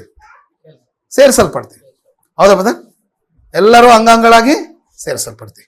ಈಗ ಈ ದೇಹ ಆರೋಗ್ಯವಾಗಿರ್ಬೇಕಂದ್ರೆ ಕಣ್ಣೊಂದೇ ಕೆಲಸ ಮಾಡಿದ್ರೆ ಸಾಕ? ಏನ್ ಮಾಡೋದು? ಈಗ ನನ್ನ ದೇಹ ಆರೋಗ್ಯವಾಗಿದೆ ಅಂದ್ರೆ ಅರ್ಥ ಏನ್ ಬದ? ಈ ಮನುಷ್ಯ ಆರೋಗ್ಯವಾಗಿದೆ ಅಂದ್ರೆ ಅರ್ಥ ಏನಂದ್ರೆ ಎಲ್ಲಾ ಅಂಗಗಳು ಸರಿಯಾಗಿ ಏನ್ ಮಾಡ್ತಿದ್ದೇವೆ? ಇಲ್ಲ ಅಂದ್ರೆ ಇಲ್ಲಿ ನೋಡಿ, ಒಂದು ಕಣ್ಣು ನನಗೆ ಈ ರೀತಿಯಾಗಿದೆ, ಐ ಆಮ್ 100% ಫಿಟ್ ಆಗಿದ್ದೇನೆ ಅಂದ್ರೆ ಅಂತಾರ, ನೀವೇನಂತೀರಿ? ಕುರುಡ ಅಂತಿರ್ತಾನೆ. ಹೌದಾ ಸರ್? ಈಗ 100% ಫಿಟ್, 100% ಆರೋಗ್ಯ ಅಂದ್ರೆ ಎಲ್ಲಾ ಅಂಗಗಳು ಏನ್ ಮಾಡ್ಬೇಕು? ಕರೆಯಾಗಿ ಕೆಲಸ. ಒಂದು ಕಣ್ಣು ಕಾಣಿಸ್ತಾ ಇಲ್ಲ, S brother I am 100% fit, I am healthy ಅಂದ್ರೆ ಏನಂತೀರಿ ನೀವು? ಹೋಗೋ ಕುರುಡ ಅಂತೀರಿ. ಸರ್, ಒಂದ್ ಕಿವಿ ಕೆಲಸ ಮಾಡಿಲ್ಲ ಏನಂತೀರಿ? ಇಲ್ಲ, ಒಂದ್ ಕೈ ಕೆಲಸ ಮಾಡಿಲ್ಲ ಅನ್ಕೊಳ್ರಿ, ಏನಂತೀರಿ? ಇದನ್ನ ಪ್ಯಾರಾಲಿಸಿಸ್ ಹೊಡುತ್ತಾನೆ. ಒಂದು ಕಾಲಿಗೆ ಸೊಟ್ಟ ತಿರುಗಿದೆ ಅನ್ಕೊ, ಪ್ಯಾರಾಲಿಸಿಸ್ ಹೊಡ್. ಇಲ್ಲ, ಬಾಯಿ ಈ ತರ ಹೋಗಿದೆ ಅನ್ಕೊಳ್ರಿ, ಅದು ಆರೋಗ್ಯವಾಗಿದೆ ಬದರ್ ದೇಹ ಆರೋಗ್ಯವಾಗಿ ಯಾವ ಇರ್ತದೆ? ಕಣ್ಣು ಮಾಡೋ ಕೆಲಸ ಕಣ್ಣು ಮಾಡಬೇಕು, ಕಿವಿ ಮಾಡೋ ಕೆಲಸ ಕಿವಿ ಮಾಡಬೇಕು, ಮೂಗು, ಇವೆಲ್ಲ ಪರ್ಫೆಕ್ಟ್ ಆಗಿ ಎಲ್ಲ ಹೆಲ್ದಿ ಆಗಿದ್ರೆ ಆ ಬಾಡಿ ಹೆಲ್ದಿ ಆಗಿದೆ ಅಂತ. ಇದರಲ್ಲಿ ಯಾವ್ದೊಂದು ಬಿಗಡಾಯಿಸಿದ್ರೆ, ಇದರಲ್ಲಿ ಯಾವ್ದಾದ್ರು ಕೆಲಸ ಮಾಡ್ಲಿಂದ್ರೆ ಏನಾಗುತ್ತೆ ಇಷ್ಟ? ಅದು 100% ಆ ದೇಹದಲ್ಲಿ ಏನಿಲ್ಲ, ಆರೋಗ್ಯವಾಗಿ ಇಲ್ಲ. ಅಂದ್ರೆ ಕಣ್ಣಿಗೂ ಜವಾಬ್ದಾರಿ ಇದೆ, ಕಿವಿಗೆ ಏನಿದೆ, ಮೂಗಿಗೂ, ಬಾಯಿಗೂ, ಕೈಗಳು, ಆ ದೇಹದಲ್ಲಿರ್ತಕ್ಕಂಥ ಎಲ್ಲಾ ಅಂಗಗಳಿಗೂ ಅದರದೇ ಆದಂತ ಏನಿರುತ್ತೆ ಬದ? ಜವಾಬ್ದಾರಿ ಇರುತ್ತೆ. ಇದರಲ್ಲಿ ಯಾವ್ದು ದೊಡ್ಡದು, ಯಾವ್ದು ಸಣ್ಣದು? ಸಿಸ್ಟರ್ ಹೇಳಿ ಸಿಸ್ಟರ್, ನೋಡಿ ಯಾವ್ದು ದೊಡ್ಡದು ಸಿಸ್ಟರ್? ಬದರ್ ಯಾವ್ದು ದೊಡ್ಡದು, ಯಾವ್ದು ಸಣ್ಣದು ಹೇಳಿ ಬದರ್? ಅಲ್ಲ, ಯಾವ್ದು ದೊಡ್ಡದು, ಯಾವ್ದು ಸಣ್ಣದು, ಯಾವ್ದು? ಅದು ದೊಡ್ಡದಿದೆ ಅಂತೇಳಿ, ಕಣ್ಣು ಚಿಕ್ಕದು, ಕಾಲು ದೊಡ್ಡದಿದೆಲ್ಲ. ಸೊ ಸೈಜ್ ಮೇಲೆ ನೋಡ್ಬೇಡ, ಮಾಡೋ ಕೆಲಸ ಎಲ್ಲವೂ ಸಮಾನ. ಏನ್ ಬದರ್? ಎಲ್ಲವೂ ಸಮಾನ. ಹೌದ್ ತಾನೆ? ನಾನು ಒಂದು ಕತೆ ಓದಿದ್ದೆ, ಏನಂತ ಹೇಳಿದ್ರೆ, ಒಂದು ಪುಸ್ತಕದಲ್ಲಿ ಬಾಯಿ ಹೇಳುತ್ತಂತೆ, ಕಾಲು ಹೇಳುತ್ತಂತೆ, ನಾನೇ ಓಡಾಡೋದು, ಅದರಿಂದ ನಾನೇ ಜಗಳ ಬಿತ್ತಂತೆ. ಇವಕ್ಕೆ ದೇಹದಲ್ಲಿ ಇರ್ತಕ್ಕ ಅಂಗಾಂಗಳಿಗೆ ಜಗಳ. ಕಾಲು ಹೇಳುತ್ತಂತೆ, ನಾನೇ ದೊಡ್ಡವನು, ಯಾಕಂದ್ರೆ ನಾನೇ ಊರೆಲ್ಲ ನಡೆಯೋದು ಯಾರು? ನಾನಂತೆ. ಕೈ ಹೇಳುತ್ತಂತೆ, ನೀನ್ ನಡೀತೆ ಮುಟ್ಟಿ ಕೆಲಸ ಮಾಡೋದು ಯಾರು? ಅಂತ ಹೇಳ್ತೆ. ಬಾಯಿ ಹೇಳದಂತೆ, ನೀವೆಲ್ಲ ದೊಡ್ಡವರು, ತಿಂದ್ರೆ ತಾನು ನೀನ್ ನಡೆಯೋದು. ಬಾಯಿ ಹೇಳತ್ತಂತೆ. ಹೊಟ್ಟೆ ಹೇಳತ್ತಂತೆ, ನೀ ತಿಂದೆ ಅರಗಿಸೋದು ಯಾರು? ಯಾರು ಬದ? ನಾನು ಅಂತ ಹೇಳ್ತೆ. ಈಗ ಒಬ್ರು ಕಚ್ಚಾಡ್ತಿದ್ದಂತೆ, ಹೌದಲ್ಲ? ಕಚ್ಚಾಡ್ಬೇಕಾದ್ರೆ ಈ ಬಾಯಿ ಹೇಳ್ತಂತೆ, ಕರೆಕ್ಟ್ ನೀವು ತಿಂತಿ ಅರಗಿಸ್ತೀವಿ, ಓಕೆ. ನಾನೇನಾದ್ರೂ ಅಪ್ಪಿತಪ್ಪು ಮಾತಾಡಿದ್ರೆ, ಅಪ್ಪಿತಪ್ಪು ಬಾಯಿಂದ ನಾಲಿಗೆ ಹೇಳುತ್ತಂತೆ, ಅಪ್ಪಿತಪ್ಪಿ ನಾನು ಏನಾದ್ರೂ ಆಡಬಾರ್ದು ಮಾತಾಡಿದ್ರೆ ಮನುಷ್ಯರು ಏನ್ ಮಾಡ್ತಾರೆ? ಇದ್ದಿದ್ದು ಅಲ್ಲೆಲ್ಲ ಏನ್ ಮಾಡ್ತಾರೆ? ಉದುರಿಸ್ತಾರೆ. ಹೌದಾನೆ? ಆದ್ರಿಂದ ಇವುಗಳ ಯಾವಾಗ್ಲೂ ಜಗಳ ಆಡಲ್ಲ. ಇವು ನಮ್ಮ ದೇಹದ ಇರ್ತಕ್ಕ ಈ ಅಂಗಾಂಗಗಳು ಯಾವಾಗಲೂ ಜಗಳ ಆಡ್ತವೆ. ಅವುಗಳ ಕೆಲಸ ಅವು ಮಾಡ್ಕೊಂಡು ಹೋಗ್ತವೆ. ಅದೇ ರೀತಿಯಲ್ಲಿ ಸಭೆ ಜವಾಬ್ದಾರಿ ಅಂದ್ಮೇಲೆ ಸಭೆಯಲ್ಲಿ ಸೇರಿಸಲ್ಪಟ್ಟಂತ ನಾವೆಲ್ಲರೂ ಸಮಾನರು. ಹೌದಾ ಬದರ್? ಒಂದು ಸಭೆಯಲ್ಲಿ, ಸ್ಥಾನಿಕ ಸಭೆಯಲ್ಲಿ ದೊಡ್ಡವ್ರು ಯಾರು ಬದರ್? ವಾಕ್ಯ ಹೇಳೋರು. ಈ ಡಿನಾಮಿನೇಷನ್ಗೆ ಹೋದ್ರೆ ಪಾಸ್ಟ್ರು, ಫಾದರು, ಪೋಪು, ಪಾಸ್ಟ್ರು ಅಮ್ಮ, ಬಿಷಪ್ಪು, ಪೋಪು. ಈಗ ನಿಮಗೆ BO ಇದೆ, ಹೆಡ್ ಯಾರು ಬದರ್? PD ಸುಂದರ ಹೇಳ್ತಾರೆ. ಅವ್ರು ಹೇಳಿದ ಅಲ್ಲಿಂದ ಆದೇಶ ಬರಬೇಕು. ಎಲ್ಲಿಂದ? ವಿಶಾಖಪಟ್ಟಣದಲ್ಲಿ ಇರ್ತಕ್ಕಂಥ ಆತನಿಂದ ಏನ್ ಬರ್ಬೇಕು? ಆದೇಶ ಬರಬೇಕು. ಅದು ನಮ್ಮ ತಂದೆ ಎಲ್ಲಿದ್ದಾನೆ? ಪರಲೋಕದಲ್ಲಿದ್ದಾನೆ. ಅವ್ರ ತಂದೆ ಎಲ್ಲಿದ್ದಾನೆ? ವಿಶಾಖಪಟ್ಟಣದಲ್ಲಿದ್ದಾನೆ. ಅಷ್ಟೇನಾ ಬದರ್? ಅವ್ರ ತಂದೆ ಎಲ್ಲಿದ್ದಾರೆ? ನಮ್ಮ ತಂದೆ ಎಲ್ಲಿದ್ದಾನೆ? ಅದೇ, ನಿಮ್ಮ ತಂದೆ ಎಲ್ಲಿದ್ದಾನೆ? ಪರಲೋಕದಲ್ಲಿ. ಅರ್ಥ ಆಯ್ತದ? ಸೊ ಆದ್ರಿಂದ ಸಭೆಯಲ್ಲಿ ಎಲ್ಲರೂ ಯಾರು? ಎಲ್ಲರೂ ಸಮಾನರೇ. ವಾಕ್ಯ ಹೇಳೋರು, ಕೇಳೋರು ಏನ್ ಬದ? ವಾಕ್ಯ ಹೇಳೋರು, ಕೇಳೋರು ಎಲ್ಲರೂ ಸಮಾನರೇನಾ? ಏನ್ ಬದ? ಲೀಡ್ ಮಾಡೋರು ಎಲ್ಲರೂ ಸಮಾನರೇ. ನನಗೂ ಯೇಸು ಕ್ರಿಸ್ತನಾಗ್ತದೆ, ನಾನು ನೀತಿವಂತನಾಗಿದ್ದೇನೆ, ನೀವು. ಆದ್ರೆ ಲೋಕದಲ್ಲಿ ಏನಂದ್ರೆ ಮತಶಾಸ್ತ್ರಗಳಲ್ಲಿ ಕೇಳೋರು ಬೇರೆ, ಹೇಳೋರೇ ಬೇರೆ. ನಾವು ಹೋಲಿ ಪೀಪಲ್, ನಾವು ಏನಂತಾರೆ, ಸೂಪರ್ ಸೈನ್ಸ್ ಅಂತಾರೆ ನಮ್ಮನ್ನ. ಏನಂತಾರೆ ಬದ? ಸೂಪರ್. ನೀವು ಆರ್ಡಿನರಿ ಪೀಪಲ್. ಅದಕ್ಕೆ ಅವ್ರು ಗೌನ್ ಹಾಕಂತಾರೆ ಚರ್ಚ್ಗಳಲ್ಲಿ. ನೋಡಿದ್ರ? ಈ ಪಾಸ್ಟರ್ಸ್ ಒಂದು ಗೌನ್ ಕೊಡ್ತಾರೆ. ಗೌನ್ ಹಾಕ್ಬಿಟ್ರೆ ಅವರು, ಗೌನ್ ಹಾಕೊಂಡ್ರೆ ಅವರು ಒಂದು ಪ್ರೀಸ್ಟ್ ಅಂತ. ಈ ಸಿಸ್ಟಮ್ ಬೈಬಲಲ್ಲಿ ಇದೆಯಾ? ಎಲ್ಲರೂ ಸಮಾನರ? ಎಲ್ಲರೂ ದೇವರ ಪ್ರಜೆಗಳು. ಹಳೆ ಒಡಂಬಡಿಕೆಯಲ್ಲಿ ಒಂದು ಸಪರೇಟ್ ಡ್ರೆಸ್ ಕೋಡ್ ಹಾಕ್ತಿದ್ರು. ಯಾರಂದ್ರೆ ಯಾಜಕರು, ಮಹಾ ಯಾಜಕರು. ಅವ್ರಿಗೆ ಸಪರೇಟ್ ಆದ ಡ್ರೆಸ್ ಕೋಡ್ ಇತ್ತು. ಈಗ ಎಲ್ಲರೂ ಕ್ರಿಸ್ತನ ಸಭೆಯಲ್ಲಿ ಎಲ್ಲರೂ ಯಾಜಕರೇನಾ? ಎಲ್ಲರೂ ಪರಿಶುದ್ಧರೇನಾ? ಎಲ್ಲರೂ ವಿಶ್ವಾಸಿಗಳ? ನಾನು ವಿಶ್ವಾಸಿ, ನೀವು ವಿಶ್ವಾಸಿ. ಆದ್ರೆ ನನಗೆ ವಾಕ್ಯದ ಜ್ಞಾನ ಇದೆ, ಆದ್ರಿಂದ ನಾನು ಏನ್ ಮಾಡ್ತಾ ಇದ್ದೀನಿ? ಉಪದೇಶ ಮಾಡ್ತಾ ಇದ್ದೀನಿ. ಸೊ ನೀವು ಆ ಜ್ಞಾನ ಬಂದ್ರೆ ನೀವೇನ್ ಮಾಡೋದು? ಉಪದೇಶ. ಹೌದು. ಸೊ ಇಲ್ಲಿ ತಾರತಮ್ಯ ಇದೆಯಾ? ಎಲ್ಲರೂ ಸಮಾನರ? ಕಾರಣ ಏನಂತ ಹೇಳಿದ್ರೆ, ದೇಹದಲ್ಲಿ ಕೈ, ಕಾಲು ಇವೆಲ್ಲ ಏನಾಗಿದೆ? ಸಮಾನವಾಗಿ ಕೆಲಸ ಮಾಡಿದಾಗೆ, ಇವುಗಳು ಜವಾಬ್ದಾರಿಯನ್ನು ಮಾಡಿದಾಗ ಆ ಸಭೆ ಅನ್ನೋದು, ಈ ದೇಹ ಅನ್ನೋದು ಹೆಲ್ದಿ ಫುಲ್ ಆಗಿರುತ್ತೆ. ಹಾಗೆ ಸಭೆಯಲ್ಲಿ ಇರ್ತಕ್ಕಂಥ ನಾವುಗಳು ಕೂಡ ನಾನು ಹೆಚ್ಚು, ನಾನು ಕಡಿಮೆ, ನಾನು ಹೆಚ್ಚು, ನಾನು ಕಡಿಮೆ, ದೇರ್ ಇಸ್ ನೋ ಪಾರ್ಶಾಲಿಟಿ. ನಾವೆಲ್ಲರೂ ಏನಾಗಿದ್ದೇವೆ? ಸಮಾನರು ಆಗಿದ್ದೇವೆ. ನಮ್ಮ ಜವಾಬ್ದಾರಿಯನ್ನು ನಾವು ಮಾಡ್ಬೇಕು. ಅರ್ಥ ಆಯ್ತದೆ?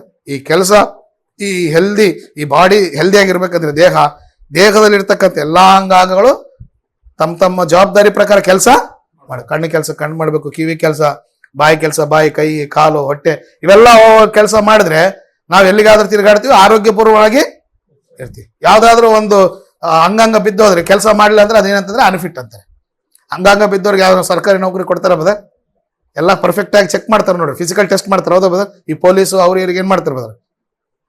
ಆದ್ರಿಂದ ಇಲ್ಲಿ ಏನ್ ಹೇಳ್ತದೆ, ದೇಹ ಅಂದ್ರೆ ಸಭೆ, ನಾವೆಲ್ಲರೂ ಇದರಲ್ಲಿ ಒಂದೊಂದು ಅಂಗಾಂಗಗಳಾಗಿದ್ವಿ. ನಮ್ಮ ಜವಾಬ್ದಾರಿಯನ್ನು ನಾವು ಮಾಡ್ಬೇಕು. ಕ್ರಿಸ್ತನ ಸಭೆಯು ಕ್ಷೇಮಾಭಿವೃದ್ಧಿ ಹೊಂದಬೇಕಂದ್ರೆ, ಈ ಸಭೆ ಡೆವಲಪ್ ಆಗ್ಬೇಕಂದ್ರೆ, ಕ್ರಿಸ್ತನ ದೇಹವೆಂಬ ಆ ಸಭೆಯು ಪರಿಪೂರ್ಣತೆಯನ್ನು ಸಾಧಿಸಬೇಕಂದ್ರೆ ಎಲ್ಲರೂ ತಮ್ಮ ಕೆಲಸವನ್ನು, ಕರ್ತವ್ಯವನ್ನು ಮಾಡ್ಬೇಕು. ಎಫೆಸದವರಿಗೆ ಬರೆದ ಪತ್ರಿಕೆ 4ನೇ ಅಧ್ಯಾಯ ನೋಡಿದ್ರೆ, ಎಫೆಸದವರಿಗೆ ಬರೆದ ಪತ್ರಿಕೆ 4ನೇ ಅಧ್ಯಾಯ 11ನೇ ವಚನ ಓದಿ ಬದ? 4:11. ಎಫೆಸದವರಿಗೆ ಬರೆದ ಪತ್ರಿಕೆ 4ನೇ ಅಧ್ಯಾಯ 11ನೇ ವಚನ. ಮೇಲಿಂದ ಓದಿ ಬದರ್, ಮೇಲಿಂದ. ನಾವೆಲ್ಲರೂ ನಂಬಿಕೆ ವಿಷಯದಲ್ಲಿಯೂ ಅದಿದೆಯಾ? 10ನೇ ವಚನದಿಂದ ಓದಿ. 4:10. ಓದಿ.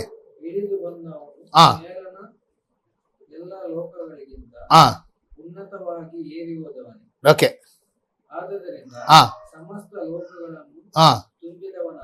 ಓಕೆ. ಆತನು ಕೆಲವರನ್ನು, ಕೆಲವರು ಅಪೊಸ್ತಲರನ್ನಾಗಿಯೂ, ಎಲ್ಲರ ಅಪೊಸ್ತಲರ? ಕೆಲವರೇ ಅಪೊಸ್ತಲರು, ಎಲ್ಲರೂ ಅಲ್ಲ. ಕೆಲವರನ್ನು ಪ್ರವಾದಿಗಳನ್ನಾಗಿ, ಎಲ್ಲರೂ ಪ್ರವಾದಿಗಳು, ಕೆಲವರು. ಓಕೆ. ಕೆಲವರು ಸುವಾರ್ತಿಕರಂದ್ರೆ ನಮ್ಮಂತವ್ರು. ಓಕೆನಾ, ರೈಟ್. ಕೆಲವರನ್ನು ಸಭಾಪಾಲಕರನ್ನಾಗಿ, ಸಭಾಪಾಲಕರಂದ್ರೆ ಯಾರು? ಪಾಸ್ಟರ್ಸ್, ಸಭೆ ಹಿರಿಯರು ಅಂತ ಹೇಳಿದ್ರಲ್ಲ ಅವರು. ನೆಕ್ಸ್ಟ್, ಉಪದೇಶಕರನ್ನಾಗಿಯೂ ಸಭೆಯಲ್ಲಿ ಇವರನ್ನು ಕೊಟ್ಟಿದ್ದಾರೆ. ನೆಕ್ಸ್ಟ್ ಬದರ್. ನಾವೆಲ್ಲರೂ ನೋಡ್ರಿ, ನಾವೆಲ್ಲರೂ ನಂಬಿಕೆಯಿಂದಲೂ ದೇವಕುಮಾರನ ವಿಷಯವಾದ ಜ್ಞಾನದಿಂದಲೂ ಉಂಟಾಗುವ ಐಕ್ಯವನ್ನು ಹೊಂದಿ ಪ್ರವೀಣತೆಗೆ ಬಂದವರಾಗಿ ಕ್ರಿಸ್ತನ ಪರಿಪೂರ್ಣತೆ ಎಂಬ ಪ್ರಮಾಣವನ್ನು ಮುಟ್ಟುವ ತನಕ ದೇವ ಜನರನ್ನು ಯೋಗ್ಯ ಸ್ಥಿತಿಗೆ ತರುವ ಕೆಲಸಕ್ಕೋಸ್ಕರ ಗೋಸ್ಕರವು ಸಭೆಯ ಸೇವೆಗೋಸ್ಕರವು ಕ್ರಿಸ್ತನ ದೇಹವು ಅಭಿವೃದ್ಧಿ. ನೋಡ್ರಿ, ಕ್ರಿಸ್ತನ ದೇಹ ಏನಾಗ್ಬೇಕು ಬದರ್ ಅಂದ್ರೆ ಸಭೆ ದೇಹ ಅಭಿವೃದ್ಧಿ ಆಗುವುದಕ್ಕೋಸ್ಕರ ಓದಿ ಬದರ್. ಆತ ದೇಹವು ಅಭಿವೃದ್ಧಿ ಆಗುವುದಕ್ಕೋಸ್ಕರವು ಆತನು ಇವರನ್ನು ಅನುಗ್ರಹಿಸಿದನು. ಯಾರನ್ನು ಮೇಲೆ ಹೇಳಿದ್ನಲ್ಲ, ಕೆಲವರು ಸುವಾರ್ತಿಕರನ್ನಾಗಿಯೂ ಕೆಲವರು ಪ್ರವಾದಿಗಳನ್ನಾಗಿಯೂ ಪ್ರಾರಂಭ ದೇಶದಲ್ಲಿ ಇವರನ್ನು ಅನುಗ್ರಹಿಸಿದ. ಯಾಕಂತ ಹೇಳಿದ್ರೆ ದೇವಜನರು ಯೋಗ್ಯ ಸ್ಥಿತಿಗೆ ಬರುವುದಕ್ಕೂ ಮತ್ತು ಕ್ರಿಸ್ತನ ದೇಹವೆಂಬ ಸಭೆ ಕ್ಷೇಮಾಭಿವೃದ್ಧಿ ಹೊಂದುವುದಕ್ಕಾಗಿ. ಅಂದ್ರೆ ಅಲ್ಟಿಮೇಟ್ ಏನಂದ್ರೆ ಸಭೆ ಕ್ಷೇಮಾಭಿವೃದ್ಧಿ ಹೊಂದಬೇಕು, ಸಂಖ್ಯೆಯಲ್ಲಿ ನಾಣ್ಯತೆಯಲ್ಲಿ ಸ್ಪ್ರೆಡ್ ಆಗಬೇಕು, ಅಂದ್ರೆ ಜನ ಜಾಸ್ತಿ ಆಗ್ಬೇಕು. ಆಮೇಲೆ ಇವರಲ್ಲಿ ಕ್ವಾಲಿಟಿ ಕೂಡ ಇರಬೇಕು. ಕ್ವಾಲಿಟಿ ಅಂದ್ರೆ ದೇವರ ವಾಕ್ಯದ ಪ್ರಕಾರ ನಡೆಯೋರು. ಈಗ 1,00,000 ಜನ ಬರ್ತಾರೆ ಡಿನಾಮಿನೇಷನ್ಗೆ, 1,00,000 ಜನ, ಅವ್ರು ಯಾರು ದೇವರ ವಾಕ್ಯದ ಪ್ರಕಾರ ನಡೆಯೋದೇ ಇಲ್ಲ. ಸುಮ್ಮನೆ ಯಾರೋ ಮನುಷ್ಯರು ಏನೋ ಹೇಳ್ತಾರೆ, ಹಬ್ಬ ಮಾಡಿದ್ವಿ, ಅದು ಮಾಡಿದ್ವಿ, ಇದು ಮಾಡಿದ್ವಿ, ಏನೋ ಅವ್ರ ಬೈಬಲ್ ಬಗ್ಗೆ ನಾಲೆಡ್ಜ್ ಇಲ್ಲ, ಬರ್ತಾರೆ, ಕೊಡ್ತಾರೆ, ಹೋಗ್ತಾರೆ. ಅದರಿಂದ ಯಾವುದೇ ಉಪಯೋಗ ಇಲ್ಲ. ಕ್ವಾಲಿಟಿ ಇಂಪಾರ್ಟೆಂಟು, ಅದೇ ರೀತಿಯಲ್ಲಿ ಆ ಸಂಖ್ಯೆನೂ ಕೂಡ ಇಂಪಾರ್ಟೆಂಟ್. ಸೊ ಸಂಖ್ಯೆ ಒಂದು ಕಡಿಮೆ ಇದ್ರೂ ಪರವಾಗಿಲ್ಲ, ಕ್ವಾಲಿಟಿ ಅನ್ನೋದಿರ್ಬೇಕು. ಅಂದ್ರೆ ದೇವರ ವಾಕ್ಯದ ಪ್ರಕಾರ ಅವರು ಕ್ಷೇಮಾಭಿವೃದ್ಧಿಯನ್ನು ದೇವರ ವಾಕ್ಯ ವಿಷಯದಲ್ಲಿ ಹೊಂದಿರ್ಬೇಕು. ಕೆಳಗಡೆ ಓದಿ ಬದಲು. ನಾವು ಇನ್ನು ಮೇಲೆ ಕೂಸುಗಳಾಗಿರಬಾರದು. 16ನೇ ವಚನ ಓದ್ಬಿಡ್ಬೋದು. 16ನೇ ವಚನ 16 16.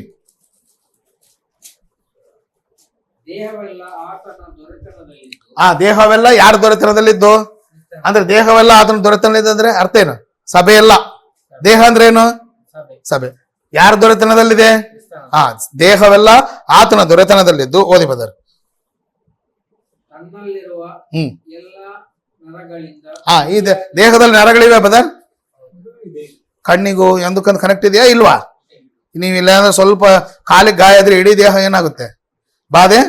ಕಣ್ಣಲ್ಲಿ ಏನೋ ಧೂಳು ಬಿತ್ತು ಅನ್ಕೊಡ್ರಿ, ಇಡೀ ದೇಹ ಏನಾಗ ಸಫರ್ ಆಗುತ್ತೆ. ಹೌದಾ ಬದರ್? ಸೊ ಎಲ್ಲವಕ್ಕೂ ಏನಿದೆ? ನರಗಳ ಕನೆಕ್ಟಿವಿಟಿ ಇದೆ. ಆದ್ದರಿಂದ ನರಗಳಿಂದ. ಓದಿ ಬದರ್. ನೋಡಿ, ದೇಹ ಎಲ್ಲ ನರಗಳಿಂದ ಏನಾಗಿದೆ? ಬಿಗಿಯಾಗಿ ಜೋಡಿಸಲ್ಪಟ್ಟು ಪ್ರತಿ ಅಂಗದಿಂದ ಅದರದರ ಶಕ್ತಿಯ ಪ್ರಕಾರ ಸಹಾಯ ಹೊಂದಿ. ನೋಡ್ರಿ, ಪ್ರತಿಯೊಂದು ಅಂಗಾಂಗ ಅದರ ಏನ್ ಬದರ್? ಶಕ್ತಿಯ ಪ್ರಕಾರ. ನಮ್ಮ ದೇಹದಲ್ಲಿ ಇರ್ತಕ್ಕಂಥ ಪ್ರತಿಯೊಂದು ಅಂಗಾಂಗ ಅದರ ಶಕ್ತಿಯ ಪ್ರಕಾರ ಕೆಲಸ ಮಾಡಿದಾಗ ಆ ದೇಹ ಆರೋಗ್ಯವಾಗಿರುತ್ತೆ, ಆ ದೇಹ ಬೆಳವಣಿಗೆ ಆಗುತ್ತೆ. ಅದೇ ರೀತಿಯಲ್ಲಿ ಇಲ್ಲಿ ಅಂಗ ಅಂದ್ರೆ ಯಾರು ಬದರ್? ಸಭೆಯಲ್ಲಿರ್ತಕ್ಕಂಥ individual Christians. ನಾವೊಂದು ಕಣ್ಣು, ನೀವು ಕಿವಿ, ಹೇಳಿದ್ನಲ್ಲ. ಸೊ ಎಲ್ಲಾ ಸದಸ್ಯರು ಆಕ್ಟಿವ್ ಆಗಿ ಅವರವರ ಶಕ್ತಿ ಪ್ರಕಾರ ಜವಾಬ್ದಾರಿಯಿಂದ ಇಲ್ಲಿ ಕೆಲಸ ಮಾಡು. ಇಲ್ಲಿ ಯಾರು ಯಾರಿಗ್ಯಾರು ಕಡಿಮೆ ಅಲ್ಲ, ಯಾರಿಗ್ಯಾರು ಹೆಚ್ಚು ಅಲ್ಲ, ಎಲ್ಲರೂ ಏನಾಗಿದ್ದಾರೆ? ಸಮಾನರಾಗಿ ಇದ್ದಾರೆ. ಈಗ ಮಂಗಳೂರಿನಲ್ಲಿ ಇಷ್ಟು ಜನ, ನೀವು ಎಷ್ಟು ಜನ ಸೇರ್ತಿರ್ಬೋದು ಆರಾಧನೆಗೆ? 8-10 ಜನ ಸೇರ್ತೀರಿ. ಎಲ್ಲರೂ ಸಮಾನರ? ಅದ್ರಲ್ಲಿ ನೀವೇನ ಬಾಸ? ನಾನೇನಾದ್ರು ಬಾಸ? ಎಲ್ಲರೂ ಸಮಾನ. ಸೊ ಈ ಆರಾಧನೆ ಪ್ರಾರ್ಥನೆಗೆ ಸಂಬಂಧಪಟ್ಟಿದ್ದು, ಇಲ್ಲಿ ಮೀಟಿಂಗು, ಅದು ಎಲ್ಲರೂ ಸುವಾರ್ಥೀಕರಣ, ಅದು ಸುನಿಲ್ ಬದರ್ ಅಥವಾ ಇಸ್ಡೋರ್ ಡಿಸೋಜರ್ ಬದರ್ ಸಂಬಂಧಪಟ್ಟಿದ್ದ? ಎಲ್ಲರಿಗೂ ಸಂಬಂಧಪಟ್ಟಿದ್ದ. ಯಾಕಂದ್ರೆ ನೀವು ಆ ದೇಹದಲ್ಲಿ ಏನಾಗಿದ್ದೀರಿ? ಬಾಧ್ಯರಾಗಿದ್ದೀರಿ. ಎಲ್ಲರಿಗೂ ಅದರಲ್ಲಿ ಏನಿದೆ? ಜವಾಬ್ದಾರಿ ಇದೆ. ಅವರು ಸುನಿಲ್ ಬದರ್ ನೋಡ್ಕೋತಾರೆ, ಜ್ಞಾನಂದಂ ಬದರ್ ನೋಡ್ಕೊಳ್ತಾರೆ, ಇಸ್ಡೋರ್ ಡಿಸೋಜರ್ ನೋಡ್ಕೋತಾರೆ. ನಮ್ದೇನೆಲ್ಲ ಹೋಗೋದು ಕೂಡೋದು ಅಂದ್ರೆ ಅವರಿಂದ ಯಾವುದೇ ಉಪಯೋಗ ಇಲ್ಲ. ಒಂದು ಅಂಗಾಂಗ ಕಟ್ಟಾಗಿದೆ ಅಂತ ಅರ್ಥ. ಕಣ್ಣು ಕೆಲಸ ಮಾಡಿಲ್ಲ ಅಂದ್ರೆ ಏನಾಗುತ್ತೆ ಬದರ್? ಇನ್ಆಕ್ಟಿವ್. ಆದ್ರಿಂದ ಸೊ ಸಭೆಯಲ್ಲಿ ಪ್ರತಿಯೊಬ್ಬ ಮೆಂಬರಿಗೂ ಏನಿರುತ್ತೆ? ಜವಾಬ್ದಾರಿ ಇರುತ್ತೆ. ಸೊ ಎಲ್ಲಾ ಅಂಗಾಂಗಗಳು ಕೆಲಸ ಮಾಡಿದಾಗ ಆ ಸಭೆ ಏನಾಗುತ್ತೆ? ಅಭಿವೃದ್ಧಿ ಆಗುತ್ತೆ. ಸಭೆ ಬಗ್ಗೆ ನಮ್ಗೆ ಏನೇನು ರೆಸ್ಪಾನ್ಸಿಬಿಲಿಟಿ ಇರಬೇಕು ಬದರ್ ಹೇಳಿ? ನೀವು ಸಭೆಯಾಗಿ ಸೇರ್ತಿದ್ರೆ ಬದರ್, ನಿಮ್ ಜವಾಬ್ದಾರಿ ಏನ್ ಬದರ್ ಸಭೆ ಬಗ್ಗೆ? ಫಸ್ಟ್ ಏನಂತ ಹೇಳಿದ್ರೆ ಸಭೆಯೊಂದಿಗೆ ಇರಬೇಕು. ಸಭೆನ ಬಿಟ್ಟು ಹೋಗ್ಬಾರ್ದು. 4 ಜನ ಇದ್ದೀರಾ, 3 ಜನ ಇದ್ದೀರಾ, ಏನ್ ಬದರ್ 20 ಜನ ಇದ್ದೀರಾ, 100 ಜನ ಇದ್ದೀರಾ ಅಲ್ಲ, ಇಬ್ಬರೇ ಇರಲಿ. ಇಬ್ಬರೇ ಸಭೆಯಾಗಿ ಸೇರ್ತಿದ್ರೆ ನೀವು ಸಭೆಯೊಂದಿಗೆ ಸಭೆಯನ್ನು ಬಿಟ್ಟು ಹೋಗ್ಬಾರ್ದು. ನೆಕ್ಸ್ಟ್ ಬಿ ಏನಂತ ಹೇಳಿದ್ರೆ ಸಭೆಯ ಎಲ್ಲ ಕೂಡಿಕೆಗಳಿಗೆ ಹಾಜರಾಗು. ಅಂದ್ರೆ ನಿಮ್ಮ ಪ್ರೆಸೆನ್ಸ್ ಅಲ್ಲಿರ್ಬೇಕು. ಹೌದಾ ಬ್ರದರ್? ಸಭೆ ಎಲ್ಲಾ ಕೂಡಿಕೆ, ಅದು ಆರಾಧನೆ ಆಗಿರ್ಬೋದು, ಬೈಬಲ್ ಕ್ಲಾಸ್ ಆಗಿರ್ಬೋದು, ಇನ್ನೊಂದು ಆಗಿರ್ಬೋದು, ಎಲ್ಲವಕ್ಕೂ ನಾನು ಏನಾಗಬೇಕು? ಪ್ರೆಸೆಂಟ್, ಆಬ್ಸೆಂಟ್ ಆಗಬಾರ್ದು. ಅದು ನಿನ್ನ ಜವಾಬ್ದಾರಿ. ಏನ್ ಬ್ರದರ್? ಆರಾಧನೆಗೆ ಆಬ್ಸೆಂಟ್ ಆಗಬಾರ್ದು. ಏನಾದರೂ ಬೈಬಲ್ ಕ್ಲಾಸು, ವಿಶೇಷವಾದಂಥ ತರಗತಿ, ಇನ್ನೇನಾದರೂ ಬೈಬಲ್ ಕ್ಲಾಸ್ ಇದೆ, ಯಾರೋ ಬರ್ತಾರೆ ಅಂದಮೇಲೆ ಆಸ್ ಎ ಚರ್ಚ್ ಮೆಂಬರ್ ಆಗಿ ನಾನು ಎಲ್ಲಾ ಗ್ಯಾದರಿಂಗ್ಗೆ, ಎಲ್ಲಾ ಫೆಲೋಶಿಪ್ಗೆ ಏನ್ ಮಾಡ್ಬೇಕು ಬ್ರದರ್? ಯಾಕೆ ಆಗ್ಬೇಕು? ನಾನಿಲ್ಲ ನಡೆಯಲ್ಲ ಅಂದ್ರೆ ನಿನ್ ಜವಾಬ್ದಾರಿ ಅದು. ಸಭೆಯಲ್ಲಿ ನೀನು ಒಂದು ಅಂಗಾಂಗ ಆಗಿದೆ. ಆದ್ರೆ ಸಭೆಗೆ ಬರುವುದನ್ನು ಕೆಲವರು ಏನ್ ಮಾಡ್ತಾರೆ? ಬಿಟ್ಟು ಬಿಡ್ತಾರೆ. ಇದು ನೋಡ್ರಿ, ಇಬ್ರಿಯರಿಗೆ ಬರೆದ ಪತ್ರಿಕೆ 10ನೇ ಅಧ್ಯಾಯ 26ನೇ ವಚನ ನೋಡಿ. 10:24. ಇಬ್ರಿಯರಿಗೆ ಬರೆದ ಪತ್ರಿಕೆ 10ನೇ ಅಧ್ಯಾಯ 24ನೇ ವಚನ. 4. ನಾವು ಪರಸ್ಪರ ಹಿತಚಿಂತಕರಾಗಿ. ನೋಡ್ರಿ, ಸಭೆಯಲ್ಲಿ ಒಬ್ರಿಗೊಬ್ರು, ಒಬ್ಬರು ಯೋಗಕ್ಷೇಮನ ಒಬ್ರು ಹಿತಚಿಂತಕರಂದ್ರೆ ಒಬ್ಬರು ಯೋಗಕ್ಷೇಮದ ಬಗ್ಗೆ ಇನ್ನೊಬ್ಬರು ಜವಾಬ್ದಾರಿ ತಗೋಬೇಕು. ನೆಕ್ಸ್ಟ್, ಪ್ರೀತಿ ಸುತ್ತಿರಬೇಕೆಂದು. ಸಭೆಯಲ್ಲಿ ಒಬ್ರಿಗೊಬ್ರು ಏನ್ ಮಾಡ್ಬೇಕು ಅದರ್?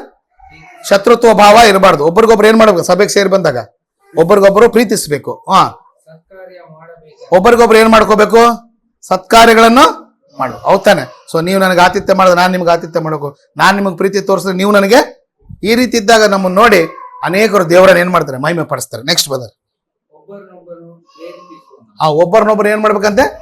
ಒಬ್ರು ಯಾರಾದ್ರೂ ಆರಾಧನೆಗೆ ಬಂದಿಲ್ಲ, ಏನ್ ಮಾಡ್ಬೇಕು ಬ್ರದರ್? ಯಾರಾದ್ರೂ ಒಬ್ರು ಆರಾಧನೆಗೆ ಆಬ್ಸೆಂಟ್ ಆದ್ರು, ಈಗ ಬ್ರದರ್ ಬಂದಿಲ್ಲ ಅನ್ಕೊಳ್ಳಿ, ಒಂದು ವಾರ ಇವ್ರು ಬಂದಿಲ್ಲ, ಏನ್ ಮಾಡ್ಬೇಕು? ನೀವು ಕೇಳ್ಬೇಕು ಅವ್ರಿಗೆ, ಯಾಕೆ ಬ್ರದರ್ ಬಂದಿಲ್ಲ, ಏನಾಯ್ತು, ಅಡಚಣೆ ಏನಾಯ್ತು, ಯಾಕೆ ಅಂತೇಳಿ ನೀವೇನ್ ಮಾಡ್ಬೇಕು? ಅವ್ರನ್ನ ಫೋನಲ್ಲಾದ್ರೂ ಕೇಳ್ಬೋದು, ಇಲ್ಲ ಭೇಟಿ ಆದ್ರೆ. ಹೌದಾ? ಯಾರಾದ್ರೂ ಬಂದಿಲ್ಲ ಅಂದ್ರೆ ಸಿಸ್ಟರ್ ನೀವು ಕೂಡ ಏನ್ ಮಾಡ್ಬೇಕು? ಕೇಳ್ಬೇಕು, ಫೋನ್ ಮಾಡಿ ಕೇಳ್ಬೇಕು, ಯಾಕೆ ಆರಾಧನೆಗೆ ಬಂದಿಲ್ಲ, ಯಾಕೆ ಮಿಸ್ ಆಯ್ತು ಅಂತ ಕೇಳಬೇಕು. ಒಬ್ಬರನ್ನೊಬ್ರು ಏನ್ ಮಾಡ್ಬೇಕು? ಪ್ರೇಯರ್. ಅದು ಯಾಕೆ ಬಂದಿಲ್ಲ ಅಂತ ಒಬ್ಬರನ್ನೊಬ್ರು ಎಚ್ಚರಿಸ್ಕೊಳ್ಬೇಕು. ಬಂದಿಲ್ಲ ಅಂದ್ರೆ ನಮ್ಮ ಪಾಡಿ ನಾವು ಬಂದು ಹೋಗ್ಬಾರ್ದು.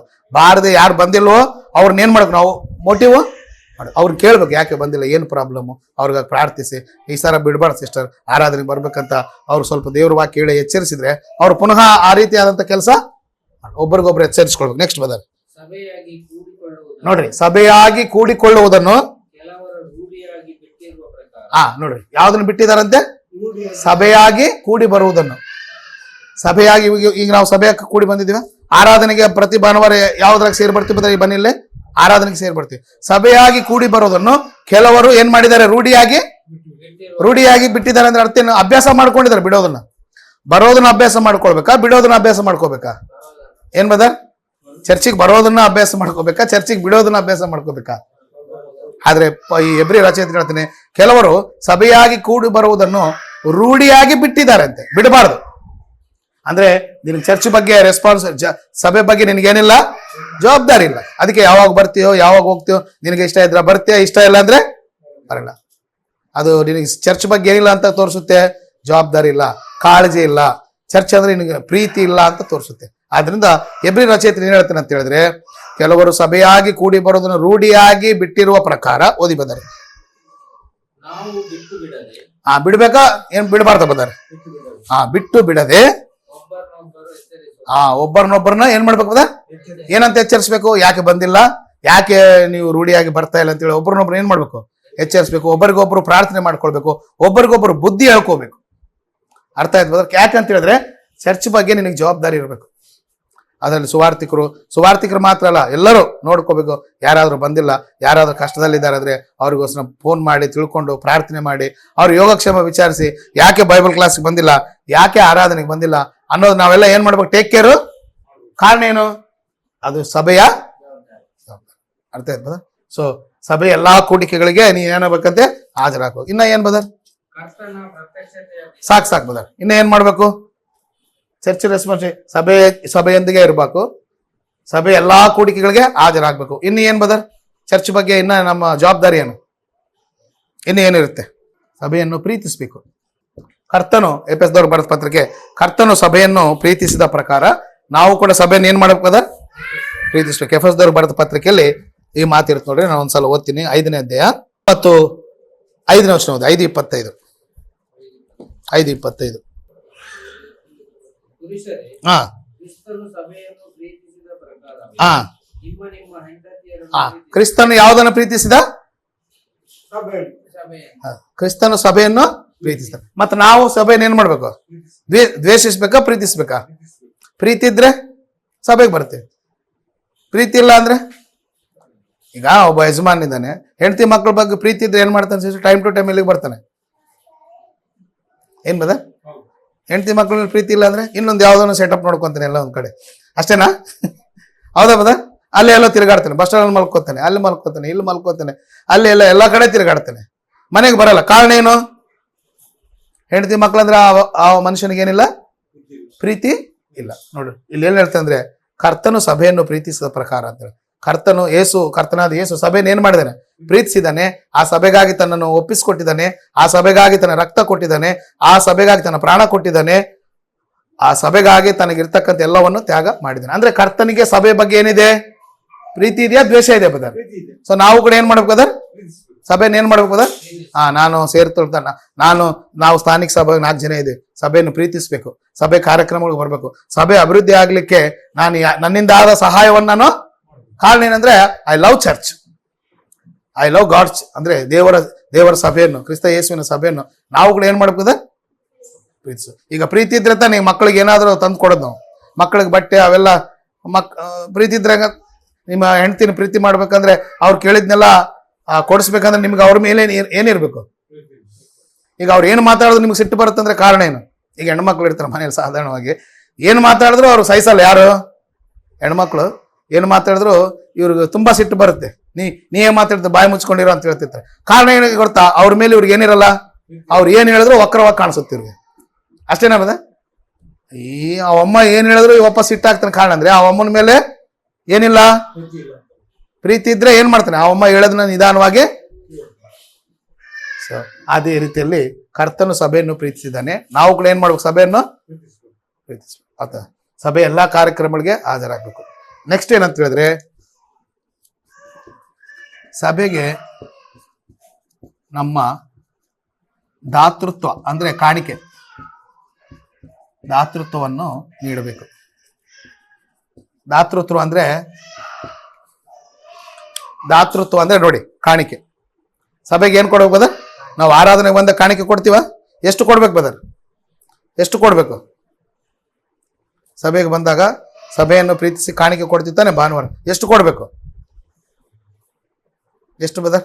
10 ರೂಪಾಯಿ, 20, 30, 40, 55, 65, 75? ಯಾವ್ದಾದ್ರು ಒಂದು ಫಿಗರ್ ಹೇಳಿ. ಎಷ್ಟು ಕೊಡ್ಬೇಕು ಸಿಸ್ಟರ್? ನನ್ನ ಮನಸ್ಸು 50 ಪೈಸೆ ಅಂತ ನಿರ್ಣಯ ಮಾಡುತ್ತೆ, ಕೊಟ್ಬಿಡೋದಾ? ಕೊಡೋದಕ್ಕೊಂದು ಸೂತ್ರ ಇದೆ. ಹಳೆ ಒಡಂಬಡಿಕೆಯಲ್ಲಿ 10ರಷ್ಟು ಬರೋದು. ಹೊಸ ಒಡಂಬಡಿಕೆಯಲ್ಲಿ ಸೂತ್ರ ಇಲ್ವಾ? ಎಷ್ಟಾರ ಕೊಡು ಜೋಬಿನಿಂದ ತೆಗೆದಾಗ. ಒಬ್ಬ ವ್ಯಕ್ತಿ, ನಾನು ಕೆಲಸ ಮಾಡ್ತಾ ಸಭೆಯಲ್ಲಿ ನಾವು ಆಫರಿಂಗ್ ಈ ಕಾಣಿಕೆಲ್ಲ ಲೆಕ್ಕ ಮಾಡ್ತಾವ. ಬಸ್ ಟಿಕೆಟ್ ಬಂದಿದೆ. ಏನ್ ಬಂದಿದೆ? Bus ticket.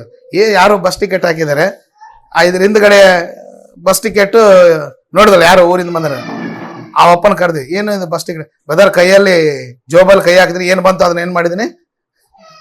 ಬಸ್ ಟಿಕೆಟ್ ಬಂದಿದೆ. ಅದ. ಸೊ ಹೊಸ ಒಡಂಬಡಿಕೆಯಲ್ಲಿ ಕ್ರೈಸ್ತರಾಗಿ ನಾವು ದೇವರಿಗೆ ಹೇಗೆ ಕೊಡ್ಬೇಕಂದ್ರೆ ಅದಕ್ಕೊಂದು ಸೂತ್ರ ಉಂಟು. ಏನಂತ ಹೇಳಿದ್ರೆ, ಕೊರಿಂಥದವರು ಬರೆದ 1ನೇ ಪತ್ರಿಕೆ 16ನೇ ಅಧ್ಯಾಯ 2ನೇ ವಚನ. ಸೊ ಹೊಸ ಒಡಂಬಡಿಕೆಯಲ್ಲಿ ಕೊಡುವುದಕ್ಕೆ ರೂಲು ಸೂತ್ರ ಏನಂತ ಹೇಳಿದ್ರೆ, ಆಜ್ಞೆ ಏನಂತ ಹೇಳಿದ್ರೆ, 1ನೇ ಕೊರಿಂಥ 16ನೇ ಅಧ್ಯಾಯ 2ನೇ ವಚನ, 16:2.